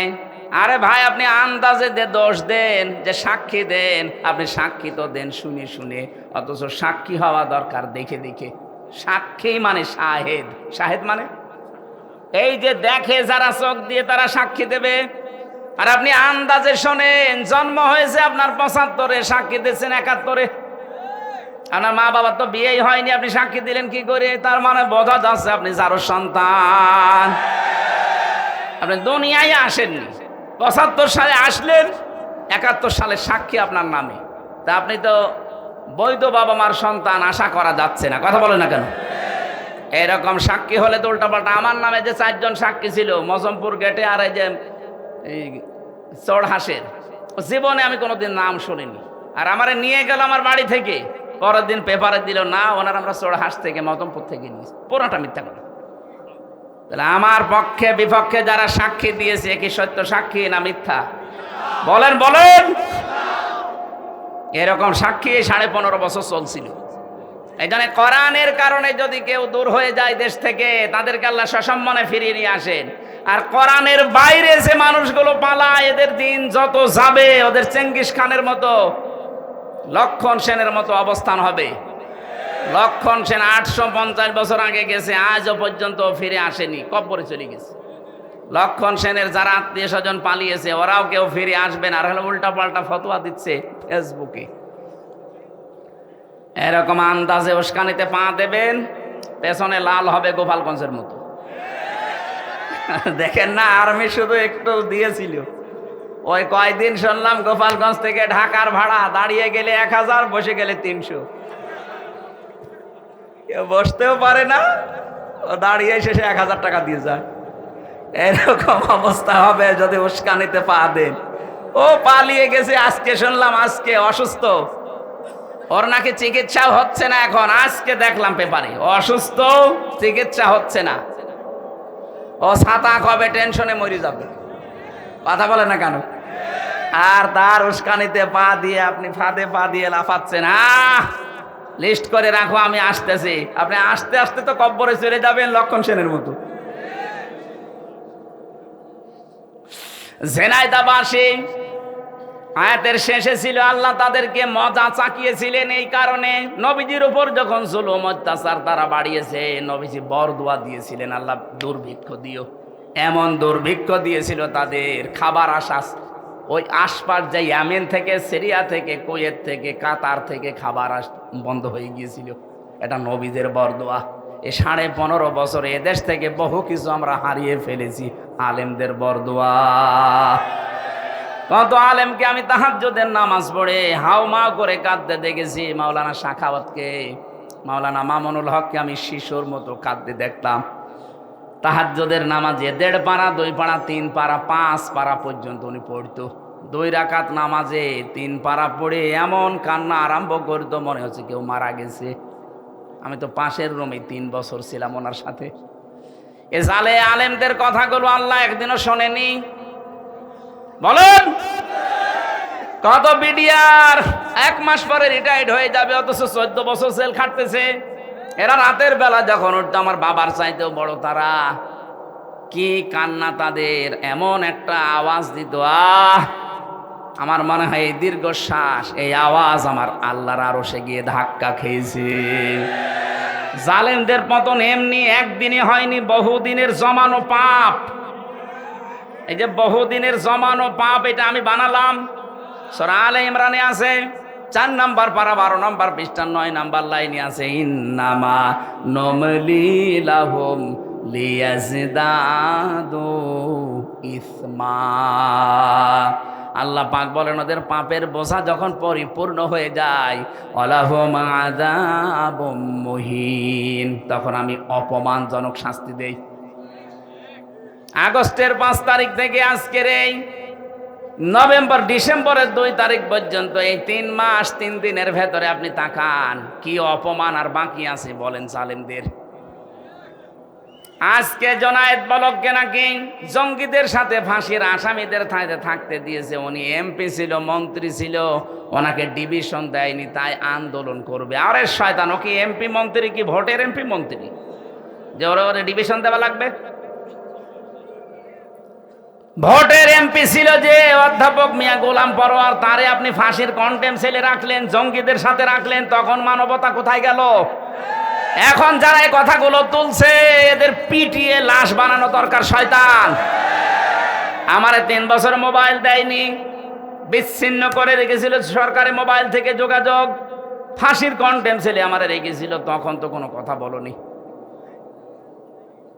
কত এমপিকে আমি পেয়েছি, তাদেরকে ডিভিশন দেওয়া দূরের কথা, কন্ডেম সেলে রেখে দিয়েছিল। আর এখন ওদের মানবতা উতলিয়ে পড়ছে। এই জালেমদের দোসর যেগুলো, এগুলোর এখনো মায়ের হয়নি, এগুলো এখনো পিটিয়ে গাছ বানানো দরকার। আল্লাহ বলেন ফাযাকাল্লাহ, ওদেরকে আমি আল্লাহ মজা চাখাবো। আল্লাহ যদি ঠাট্টা করে কথা বলতে পারে, আমরা বললে দোষ কি? আল্লাহ বলছেন ফাযাকাল্লাহ, আমি আল্লাহ নিজে ওদেরকে স্বাদ চাকাবো, ওদের পাপের স্বাদ। 1 নম্বরে স্বাদ হচ্ছে লিবাসাল জো, খোদার পোশাক। পোশাকের নাম দিলেন কেন? কারণ একটা পোশাকেই মানুষের বিভিন্ন জিনিস ফুটে ওঠে। পোশাকের দ্বারাই তার স্ট্যাটাস, তার যে মান সম্মান, তার মর্যাদা, তার যে কোন লেভেলে আছে লোকটা, সেটা পোশাকে ফুটে ওঠে। এই জন্য বাদশাদের পোশাক দেখবেন আলাদা। কথা বলছে না কেন? আল্লাহ বলেন এমন খোদা দারিদ্র দিয়েছিলাম ওই জামানায় নবীর বরকতে, বরদোয়ার বরকতে, বরদোয়ার ফলে এই মানুষগুলো পায়খানা আর এর সাথে মদ মিশিয়ে, পায়খানা আর মদ মিশিয়ে বড়ি বানিয়ে বানিয়ে ওরা খেয়েছিল। আলেমদের বরদোয়ার কারণে এ দেশটাও রসগোল্লায় যাচ্ছিল। কিন্তু আমার আল্লাহ মনে হচ্ছে হাতে ধরে 5 তারিখে বাঁচিয়ে দিয়েছেন। অওয়াদানা আনকা বিজরাক আল্লাযী আনকাদা যাহরাক। হে নবী, আপনার পিঠকে বাঁকা করে রেখেছিল আইয়ামে জাহিলিয়াতের পাথর। কিসের পাথর? আইয়ামে জাহিলিয়াতের পাথর আপনার পিঠকে বাঁকা করে রেখেছিল। আমি কি পাথর সরিয়ে দেইনি বোঝা? আমার মনে হয় 1500 বছর পরে আল্লাহ আর একটা আয়াত নাজিল করে আমাদের জানাচ্ছে, বাংলাদেশ মুসলমানেরা, আমি কি তোমাদের পিঠের উপর থেকে আমি জাহিলিয়াতের বোঝা নামিয়ে দেইনি? ওটা ছিল আইয়ামে জাহিলিয়াত, আর এইটা শব্দ দুইটা প্রায় এক। ওরাও যা করতো এরাও তাই করেছে। এ কথা বলছেন কেন? ওরাও সরকারি মালের কোনো অডিট ছিল না, জোর যার মূল্যক তার। এই 15.5 বছরে এইটাই চলছিল, সরকারি মালের কোনো অডিট নেই, জোর যার মূল্যক তার। এক একজনের বাড়ি দেখেছেন, এক একজনের বাড়ি চললাম 620টা বাড়ি বানিয়েছে একজন ভূমি মন্ত্রী ছিল। 620টা বাড়ি, ওর বাড়ি লাগে কত? আমাদের কুষ্টিয়ার যিনি মানবতার বন্ধু নামে খ্যাত হানিফ সাহেব, তার এই যে খুলনা, বাগেরহাট আর সাতক্ষীরার যে মাছের ঘেড়, আমার মনে হয় পুরা জেলার অর্ধেকই তার। সব তো জিবরাইল দিয়ে গেছে। বলেন, তার ভাই তার দিকে তাকান, ওর রিকশা চালানোর যোগ্যতাও নেই, অথচ 8 তলা বিল্ডিং বানিয়েছে, মনে হচ্ছে জান্নাত বানিয়েছে। আগস্টের 5 তারিখে বানিয়েছিল, 6 তারিখে বিকাল 5টার সময় যে দেখি পুরাটা জনগণ টয়লেটের সেই প্যান পর্যন্ত খুলে নিয়ে চলে গেছে। এখন ওজাড় গৃহ হয়ে আছে। কোরআনের আয়াত যেভাবে খাপের খাপ মুনতাজের বাপ মিলিয়ে যাবে, কথা বলছে না কেন? আগামীতে কোন জালেম যদি এরকম করেন তারও কিন্তু মিলবে না, আল্লাহ নেই। আরো জোরে বলেন, খোদা থেকে বাঁচতে হবে আমাদের। জুইল খৌফ, ভয় থেকে। ভয় কি? ওই জামানায় যখন সন্ধি হয় নবীর সাথে মক্কা বিজয়ের আগে, সন্ধি হওয়ার পর থেকে বিভিন্ন দেশে নবী সারিয়া পাঠাতেন, প্রতিনিধি দল পাঠাতেন। মক্কার মানুষেরা মনে করছে আমাদের ওপর তো আক্রমণ হয় না, কিন্তু মানুষ দলে দলে পালে পালে ইসলামে আসতেছে, না জানি কখন মক্কা হামলা করে আমাদেরকেও মিশিয়ে দেয়, এই ভয়ে ছিল। আমার মনে হচ্ছে ঠিক 1500 বছর পর বাংলাদেশের এই 56,000 বর্গ মাইলের সাথে আল্লাহ এইটাই ঘটিয়েছে। এই আয়াতের তাফসিরের ভেতরে, তাফসিরে তাবারির ভেতরে দেখেছি, শানে নজুলের ভেতরে আপনারা আছেন। আল্লাহর নবী যখন মেরাজে যাচ্ছিলেন, জিবরাইলকে বললেন, ভাই জিবরাইল, এই যে কালো কালো পোকার মতো কি উঠতেছে আমাদের সাথে, আর কালো কালো কিছু পিপিলিকা।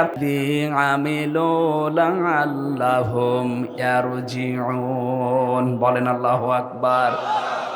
আল্লাহ বলেন, জলে স্থলে যে বিপদ আপদ গুলো দেখতে পাও, এই যে মহামারী, খুন খারাপি, চুরি ডাকাতি, এই অসুখ, নতুন নতুন অসুখ আসে, করোনা, কি কি আসে, এগুলো দিতে চাই না, তোমাদের হাতের কামাই করা পাপের ফসল। আরো আমি আল্লাহ মাফ করে দেই। আমি চাই যে তোমরা ফিরে আসো, যা করো সব শাস্তি যদি দুনিয়ায় পাঠাতাম, শ্বাস ফেলার সময় পেতে না। ওমা সাবাকুম মিন মুসিবাতিন ফাবিমা কাসাবাত আইদিকুম ওয়া ইয়াফু আন কাসীর। বলেন আল্লাহু আকবার। সূরা শুরার 30 নম্বর আয়াতে আল্লাহ জানিয়েছেন, যা করো সব পাপের শাস্তি যদি দুনিয়ায় ফেলতাম, একটা শ্বাস নেবে সে সময়ও পেতে না। আমি অধিকাংশগুলো আমার গাফফার নামের খাতিরে মাফ করে দেই। বলেন সুবহানাল্লাহ। এজন্য আমরা এখন থেকে সাবধান, যে যে অপরাধ করছি এইটা কিন্তু ঘুরে আমার প্রতি আবার নাজিল হবে। যারা গোপন অপরাধ করেন, গোপন অপরাধের শাস্তি আছে। যারা গোনা গোপনে করেন তাদের চেহারার উজ্জ্বলতা আল্লাহ নষ্ট করে দেবে। এদের এখানে তাকাবেন, যাদের চেহারা দেখতে খারাপ, বিশ্রী, তাকাতে মনে চায় না, মনে করবেন ও গোপনে কোনা গোনা করে। যারা ওজনে কম বেশি করে, এই মানুষগুলোর প্রতি আল্লাহ শাস্তি পাঠাবে দুইটা। এটা শুআয়ব আলাইহিস সালামের জামানায় ওই মানুষেরা ওজনে কম বেশি করতো। আজ বাংলাদেশে ওজনে কম বেশি আছে না নেই? ওজনে কম বেশি মানে খালি দাড়ি পাল্লা দিয়েই না। এই যে শিক্ষক, কলেজের শিক্ষক অধ্যাপক, সে 1 থেকে মাস্টার্স পর্যন্ত বিশ্ববিদ্যালয়ে বহু শিক্ষা বিভিন্ন জায়গা থেকে নিয়েছে, কিন্তু দেওয়ার সময় ডেলিভারিতে আর দিতে চায় না। তখন বলে প্রাইভেট পড়া লাগবে, কোচিং করা লাগবে। এইটার আর বেনাম মুতাফফিফিন। আল্লাহ পাক বলেন, ওয়াইলুল লিল মুতাফফিফিন আল্লাযীনা ইযা কাতালু আলান নাসি ইয়াস্তাউফুন।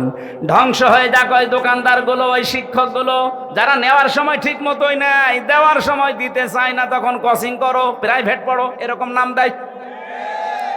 আজ এই বিশ্ববিদ্যালয়ের নাম ধরেই বলছি, বহু শিক্ষক এমন আছে, ওরা তো ডক্টর, নেওয়ার সময় তো বহু জ্ঞান বিভিন্ন জায়গা থেকে তারা নিয়েছে, কিন্তু দেওয়ার সময় ছেলে মেয়েদের আর দিতে চায় না ক্লাসে, তখন ওনারা ক্লাস করায় বিভিন্ন বিশ্ববিদ্যালয়ে টাকার বিনিময়ে। আমি কি বেশি বললাম? এরকম শিক্ষক দেশে নেই? কত প্রাইমারিতে, হাই স্কুলে, কলেজে, মাদ্রাসা, এরা নিজেরা ক্লাসে ঠিক মতো পড়া দিতে চায় না। ওই পড়ায় দেবে, কোচিং করা লাগবে, ওই পড়ায় দেবে, তখন আবার প্রাইভেট পড়া লাগবে। কেন? আপনি যা পেয়েছেন নেওয়ার সময়, ওইটা দেওয়ার সময় ঠিক মতো দেওয়া লাগবে। এই জন্যই তো আল্লাযীনা ইযা ক্তালু আলান নাসি ইস্তাউফুন, নেওয়ার সময় ঠিক মতো দেয়, দেওয়ার সময় কম দেয়, এরা আল্লাহর অভিশপ্ত বান্দা। এ বাংলাদেশে আছে না নেই? আমরা এরকম পাপ যদি করি, এই পাপের কারণে আল্লাহ ওইটা আবার শাস্তি করে পাঠাবে, হয় আপনার উপরে, না আপনার ছেলে মেয়ের উপরে, না নাতি নাতনির উপরে। এমন এমন শাস্তি এসে দাঁড় হবে যে জীবন দিয়ে হলেও সে শাস্তি আর তুলতে পারবেন না।